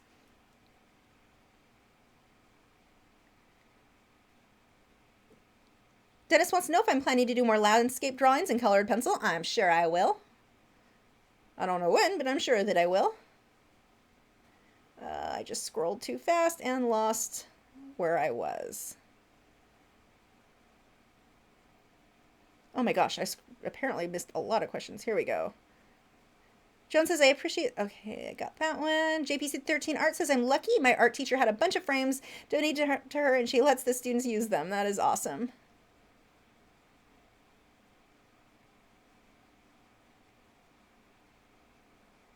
Fabsim Draws wants to know how you know you have the right values besides switching the photo to black and white. One of the things you can use is a color matching tool.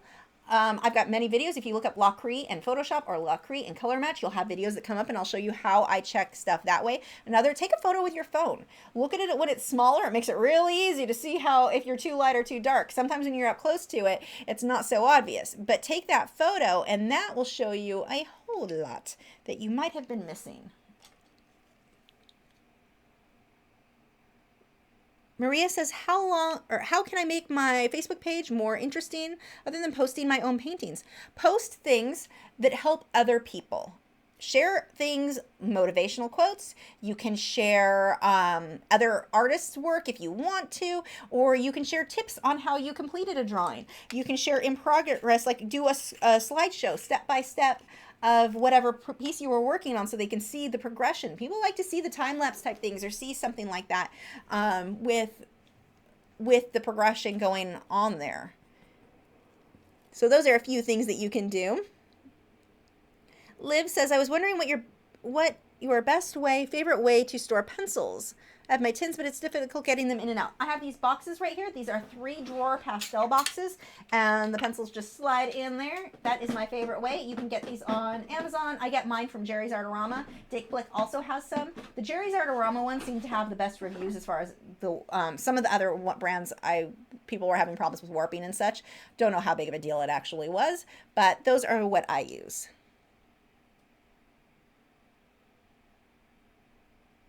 Do you have any tips for charcoal pencils, or do you not like their texture? Yeah, I don't use charcoal pencil too often.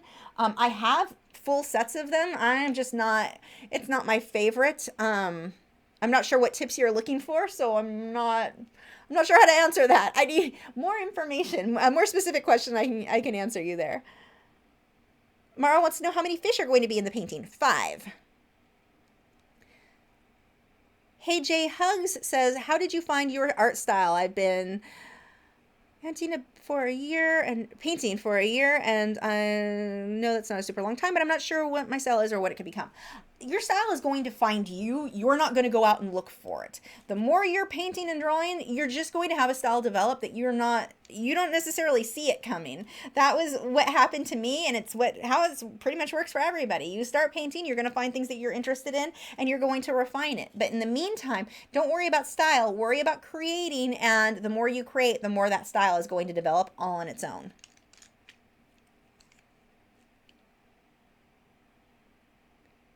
Oops, just scrolled too far again. Where did that go?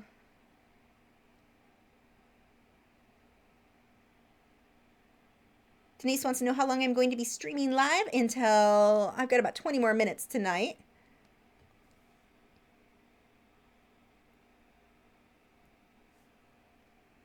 Sarah says, when do we get to see the new Inktense 10? So happy for you. I don't know. I have no idea, and I'm really anxious to see that. Have you seen the Blick Studio brush markers? What do you think of them? I'm not a marker person. The only reason that I had even tried the Winsor & Newton ones is that they sent it to me, and then I ended up loving them. But I've never been someone who enjoyed working in markers. Not that markers can't create really cool work. It's just not something that I personally enjoy working in. So no, it's not something that I have any intention to try or get. Not that they're bad. It's not something that really interests me. Linda says those applicators don't come. Okay, those applicators don't come with the kits in Canada at Delta. They're really just makeup. They're those sponge makeup applicator brushes. They're kind of spongier, more almost like memory foam. They're very similar to the soft tools that you see me work here, the texture. You can get the soft tools if you want to use those. Just look up SOFFT. I think I have the ones I'm using linked in the video description. You can get those on Amazon.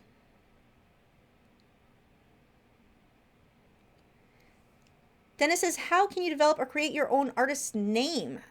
Well, you keep producing and you get your work out there by you can post it online. You can go to galleries, art shows. YouTube is a great way for people to find you.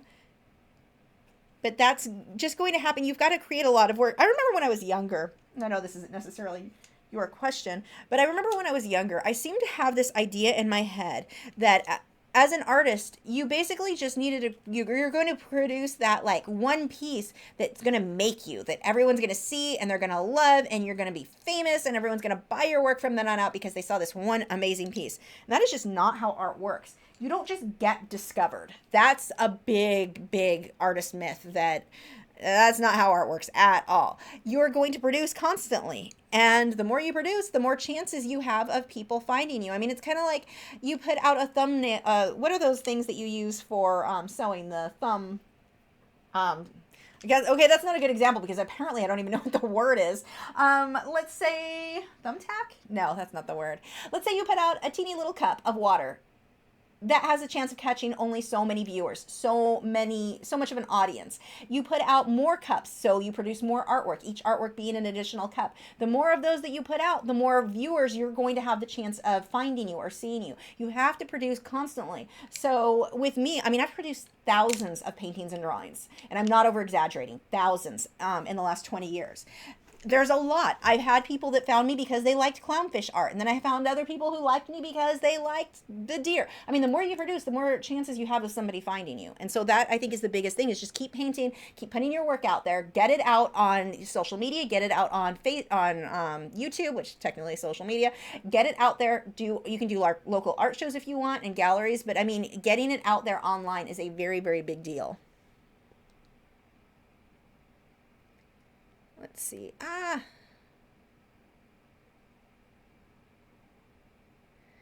DB's artwork wants to know, does the humidity affect the texture fixative spray like with your Krylon workable fixative? I don't know if it says anything about humidity. Let's see. Do not puncture. I don't know. I would if you're not sure, contact brush and pencil. I mean, I probably wouldn't use it outside if it was super humid anyway, just in case.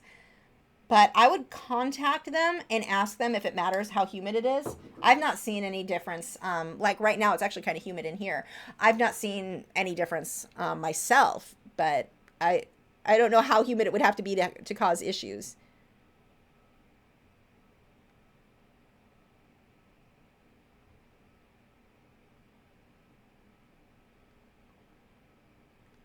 JPC13 Art says, I've always been confused by style. Is it the overall look of the painting or the techniques used in creating the art? It can be a lot of things, I think, contribute to it. I mean, essentially, in short, if you look at a handful, let's say you look at 20 paintings, can you tell which 5 paintings are mine?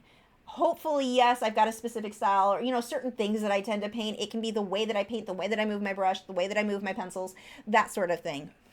The way that I have a tendency to do color and contrast. Like, you can recognize my work from the other paintings in the crowd. That would be because of my style, if that makes sense. It can be the way that you draw certain things. A lot of things can impact what your style is. Thimble, that's the word. Thank you. Words are hard. Have I tried pan pastels? Yes, and I don't really like working in pastels, so I don't use them, but they create beautiful work. I know Jason Morgan, if you look at his channel here on YouTube, look at Jason Morgan, Wildlife Artist, I think is what he's, I don't remember what his channel name is, but if you type in those words, he'll come up. He does a lot of pastel drawings and has been using them, and they're amazing.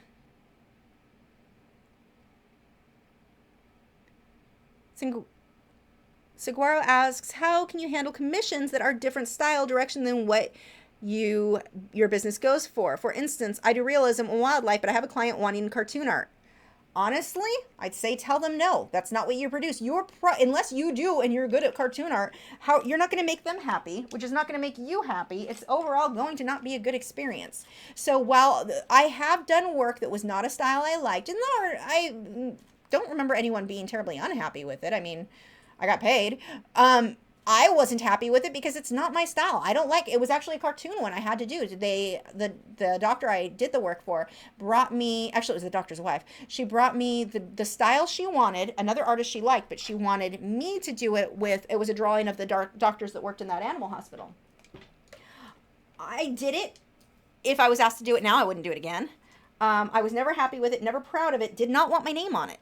Honestly, it was crappy. I did my best. But that's not my style. That's not how I work. It's not what I enjoy. So, I mean, I don't enjoy that style, the look of that finished work anyway. So even if mine was exactly right, what she wanted, it wasn't what I like. So I was never going to be happy with it.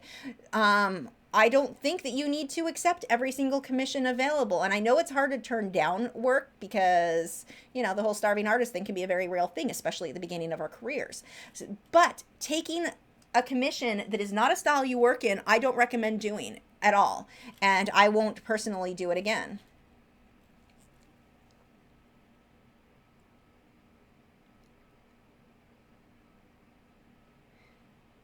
Denise says, do you have a subscriber goal for your channel now?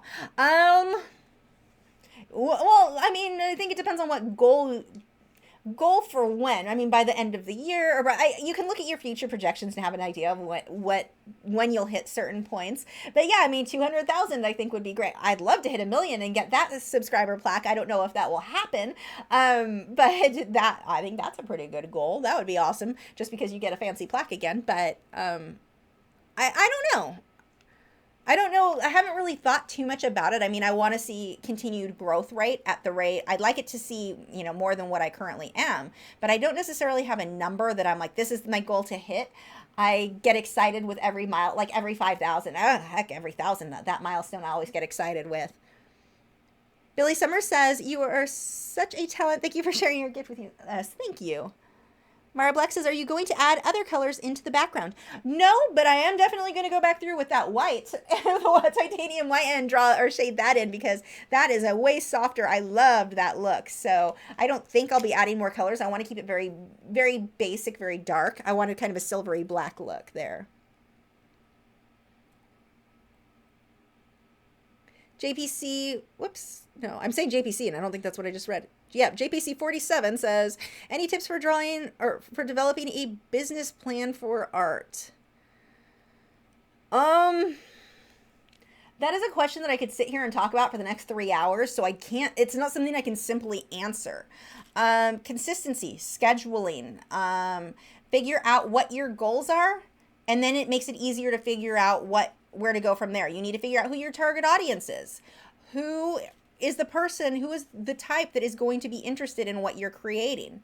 That is something that you need to figure out. Trying to think what else. There's something weird going on here with his body. Gosh, there's just so much. It's not an easy one, you know, question. I'm just thinking. I'm stumped because I'm like, what tips could I give that wouldn't take me an hour to explain each individual tip?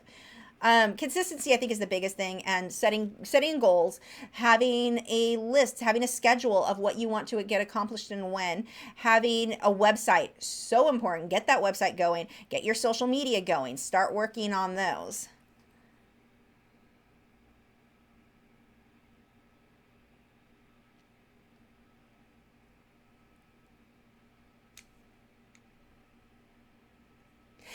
JPC 13 Art says, JPC, hey! That's what I was like, wait, did he make another account? Kind of confused me there.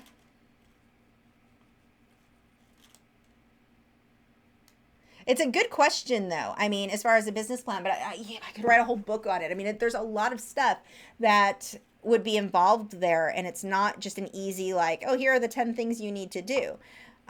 There are a lot of things that you need to do to get everything in order. You've got to build your, you've got to build a fan base. I mean, I think that's one of the biggest things to do as an artist, is build a group of people who know who you are. I used to be under the impression that I would create great artwork, I'm going to get really good, and I'm going to go to galleries, and then they're going to make me known.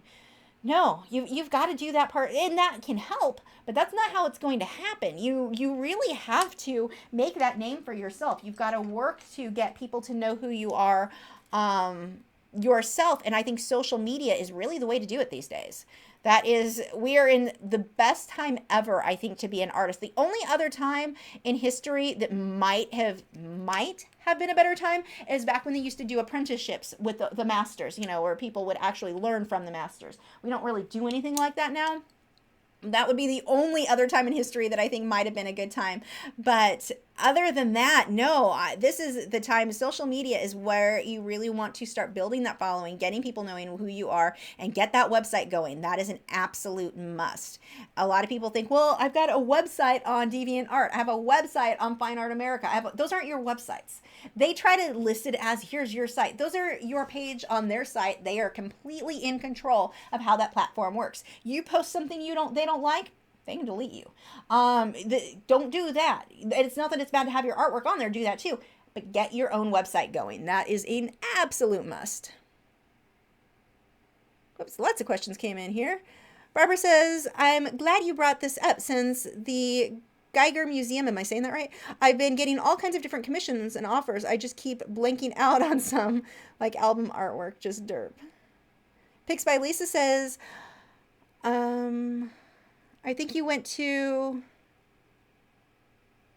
Silver Money School of Witchcraft. Oh, I'm not reading that right. Your artwork comes to life like in Harry Potter. Been watching that fish. Thank you.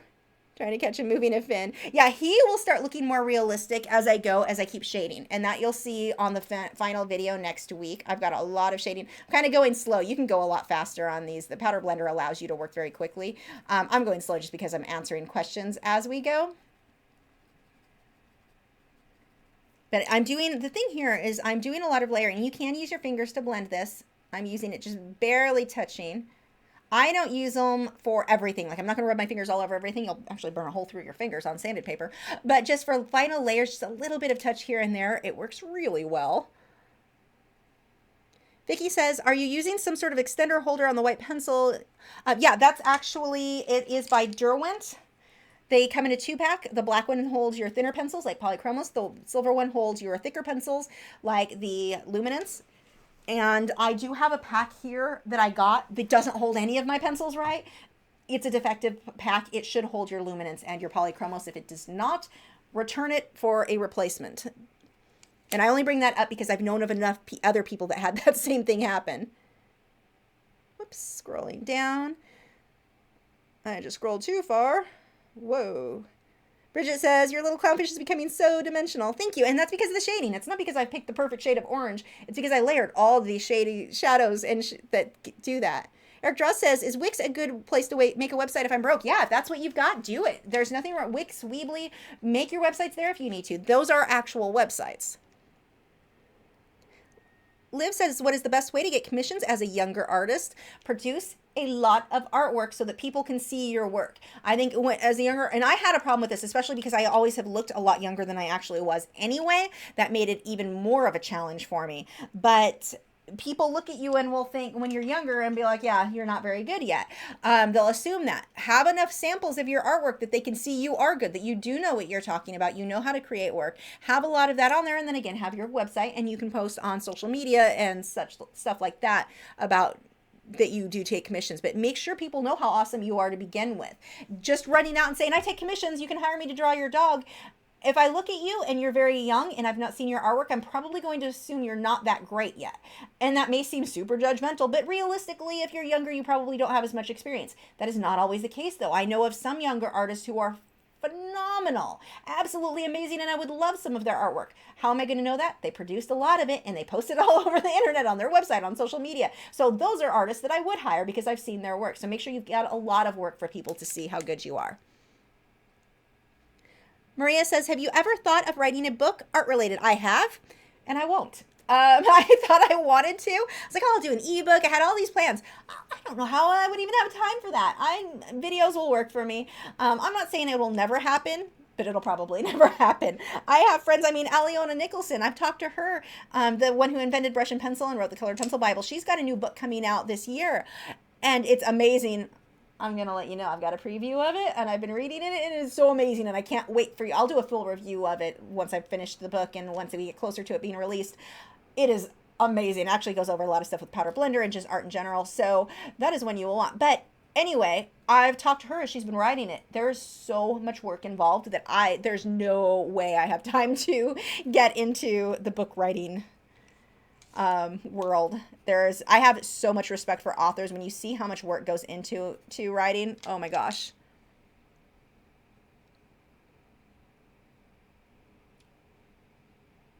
I'll just keep writing articles for like Colored Pencil magazine. That's fun. Those are little, they're doable. It's in print, which makes me excited because I get to see my artwork in print in a magazine that I have so much respect for anyway. So yeah, I'm going to stick to that for now. JPC13 Art says, I'm still waiting for you to read A Court of Thrones and Roses. I haven't yet. I'm positive you'll love the second one. Is even better. Good to know. Keep reminding me of it. Sooner or later, I'll get to it. I just started reading a new one that I'm loving so far, Clockwork Angel. I'm only at the beginning. It's interesting, and I just finished one I'll tell you guys about that. It's definitely on my favorites list. I loved the story so much. It was a trilogy, and it was just so good all the way through. Crown of Embers. The Crown of Embers by Ray Carson. Definitely love those. The narrator is Jennifer Akita, who's one of the best narrators ever, and it just adds so much to the book. I don't even know if I would have liked the book so much if she wasn't narrating it. She brings so much life to stories. Those were good books. Let's see.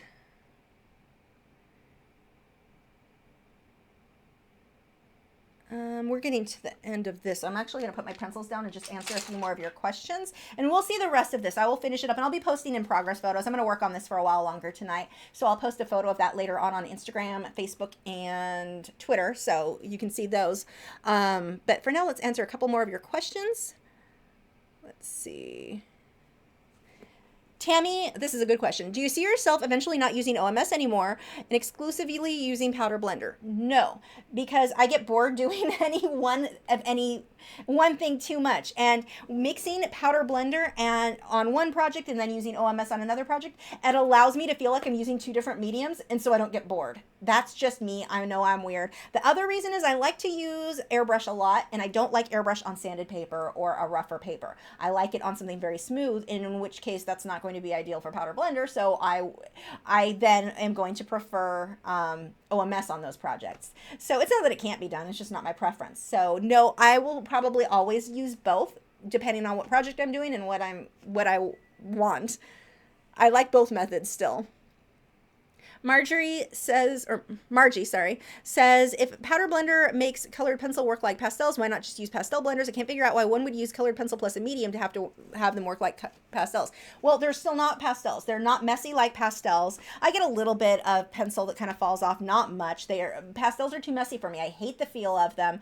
These, I just like the results I get. I've never enjoyed working in pastels. I don't like the feel of them. I don't like the gritty, I like how they look when they're done.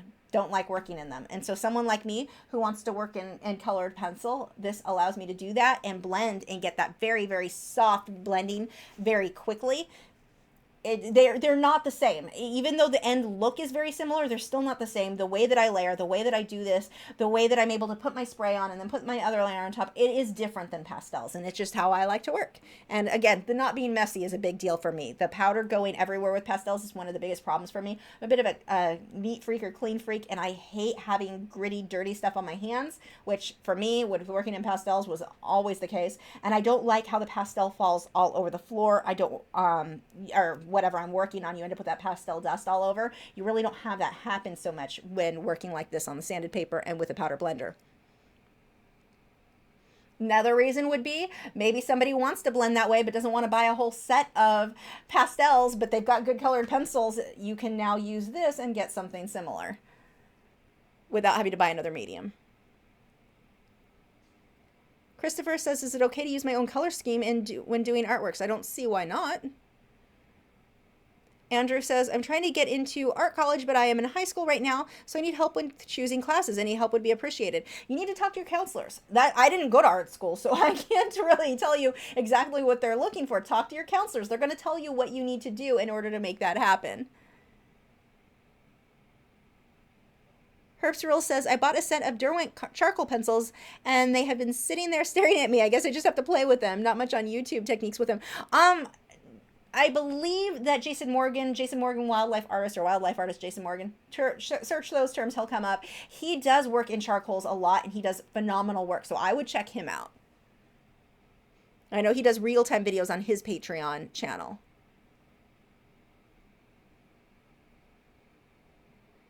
GSAT says, do you recommend entering art competitions? Jerry's is doing one right now, and I'm thinking about entering.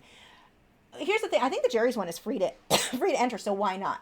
My problem with a lot of those contests and why I don't enter them is that they're popularity contests. So let's say someone like me enters and I tell you guys about it. And I'm like, hey, everybody, go vote for me. You guys go vote for me. I may win only because you guys know who I am, not because I'm any better than an artist who didn't have a big following. To me, that's not much of an art competition. That's a popularity contest. And a lot of these online ones, that's what they are. Now, you have contests like Colored Pencil Magazine. They actually have one on the back of theirs. Pull that magazine up. They had one. This shows the winners for the December Colored Pencil Art Challenge. I think you might pay to get in. I'm not sure. I don't remember. I know some of their annual one, you can pay a fee to be in the contest. But it's not a popularity contest. You've got the winners on the back that are published on there. I think they win some prizes.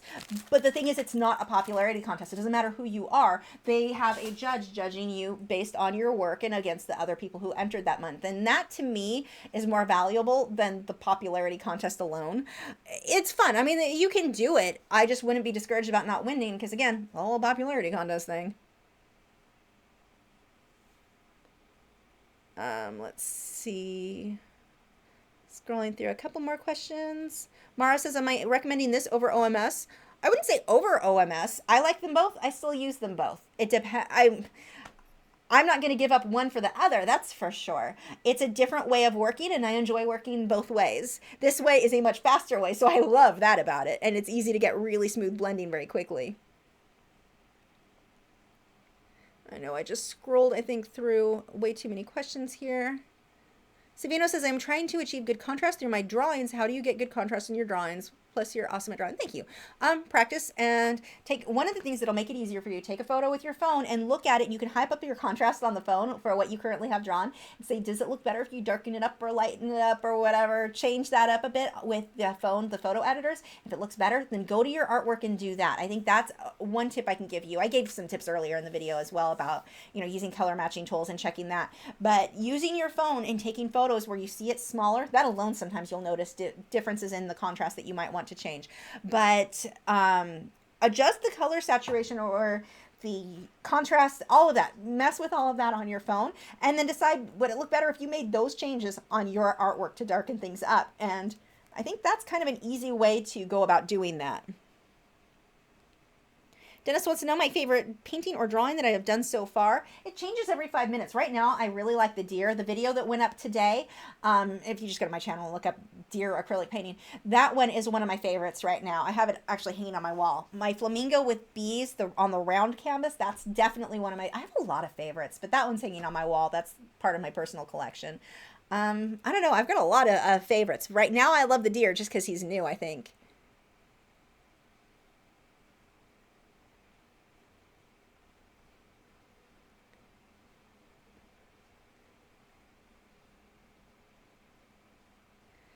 Mystic Dragon says, can you use a slow medium with acrylic gouache, and is it okay to use water with gouache since it has an acrylic binder?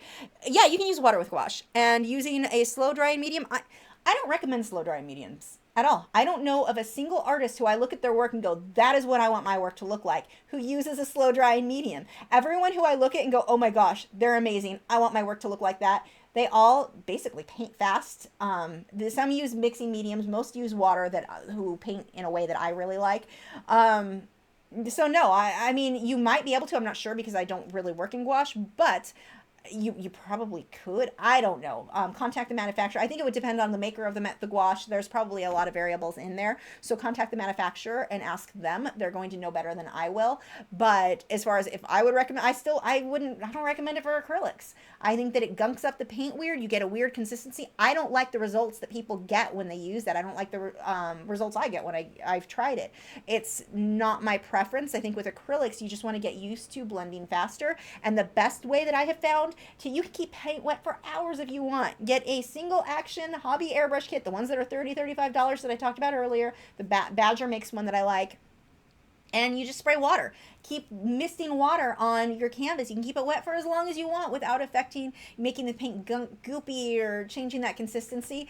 I just like the results better that way for the way that I work. Now, that doesn't mean that slow drying mediums aren't going to be awesome for different techniques. They're not awesome for my techniques. So I think that's a really important distinction.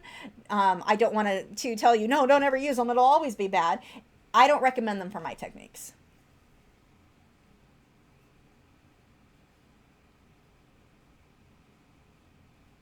So we are at 10:06. I'm going to go ahead and wrap this up. Thank you guys so much for joining. Thank you for your questions. Again, check over on social media. I've got all those links in the video description. I will be posting updates of this. And these flowers right now, I'll probably do 2-3 more layers until I get them exactly how I want. This is just my base.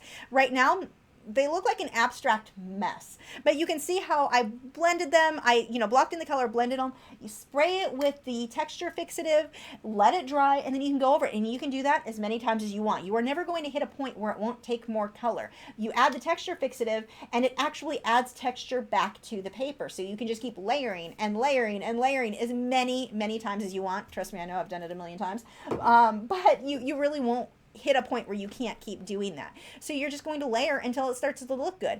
And I think one of the biggest problems that I see people complain about, or it's not really a problem, but one of the biggest challenges that people face when working with the powder blender, and it was one that I faced when I started off, is I had a hard time getting my darks this dark. They wouldn't get dark enough. I would get them, dark with the pencil. I would blend out with one of my shading, whatever tool I was using to blend out with the powder blender, and it's suddenly a lot lighter than it used to be. I mean, I'll actually show you, do a quick demonstration here. Let's say, we'll just take the black pencil. So I get it super dark. Yay, it's so dark. And then I go over that with my powder blender. Oh wait, I don't want to dirty that one up. Let me grab another one. So go over that with a little bit of powder blender. That's not that dark. That just lightened up a lot. That's not bad. It's not wrong. It's not defective. What I would do then, blend out my background how I want it, spray it with my texture fixative, let it dry, do another layer on top. Repeat that until you get it to the color that you want. And the great thing here, because of the way that you layer, on this background, this is not flat black. This is, I've got gray, I built up to black, I added layers of red, layers of blue, lots of layers. And so you get a lot more depth that way. But it's going to take several layers. I mean, like I said, this background, I don't know if you can see, depending on the lighting here, That background, maybe better to show you over here, out in normal light, but that background is very, very dark. That doesn't happen in a single layer. And like I said, the biggest mistake that I was making earlier on, I was worried I wasn't going to be able to get my colors as dark as I wanted. That was a challenge on my first several paintings. Everything was lighter than what I wanted. I was getting too pastel, too pale, because I wasn't doing enough layers and I wasn't spraying the texture fixative. You've got to spray that texture fixative between the layers to build up when you're trying to get it super dark like this. So it's doable. It just takes a lot of layers, and each layer is very quick. It doesn't take long to do. I did that whole background last night in a couple of hours, if that. I don't even think I spent that long on it. So it is a very, very fast process. But it takes a lot of layers to build up this dark, and that is definitely one of the challenges that I see a lot of people have or complain about on social media when using this. But again, thank you guys so much for joining me tonight. I have no idea what we're working on next week, like not even a little bit of a clue. I don't even know what project I'm starting after this. So I better start thinking of something. So I will see you next week. And again, thank you for joining. Make sure to check out our moderators channels. Valerie, who does wood burn. She may do woodworking, I don't know, but she does wood burning. She's got a channel that has some amazing artwork with that. And we've got Joseph Fincham, the art of Joseph Fincham, who's got some paintings. Check out their channels and subscribe to them. Thank you so much for helping me, guys. That moderators are so helpful. I could not do this without them. And again, thank you guys for joining, and I will see you all this week on social media. Bye.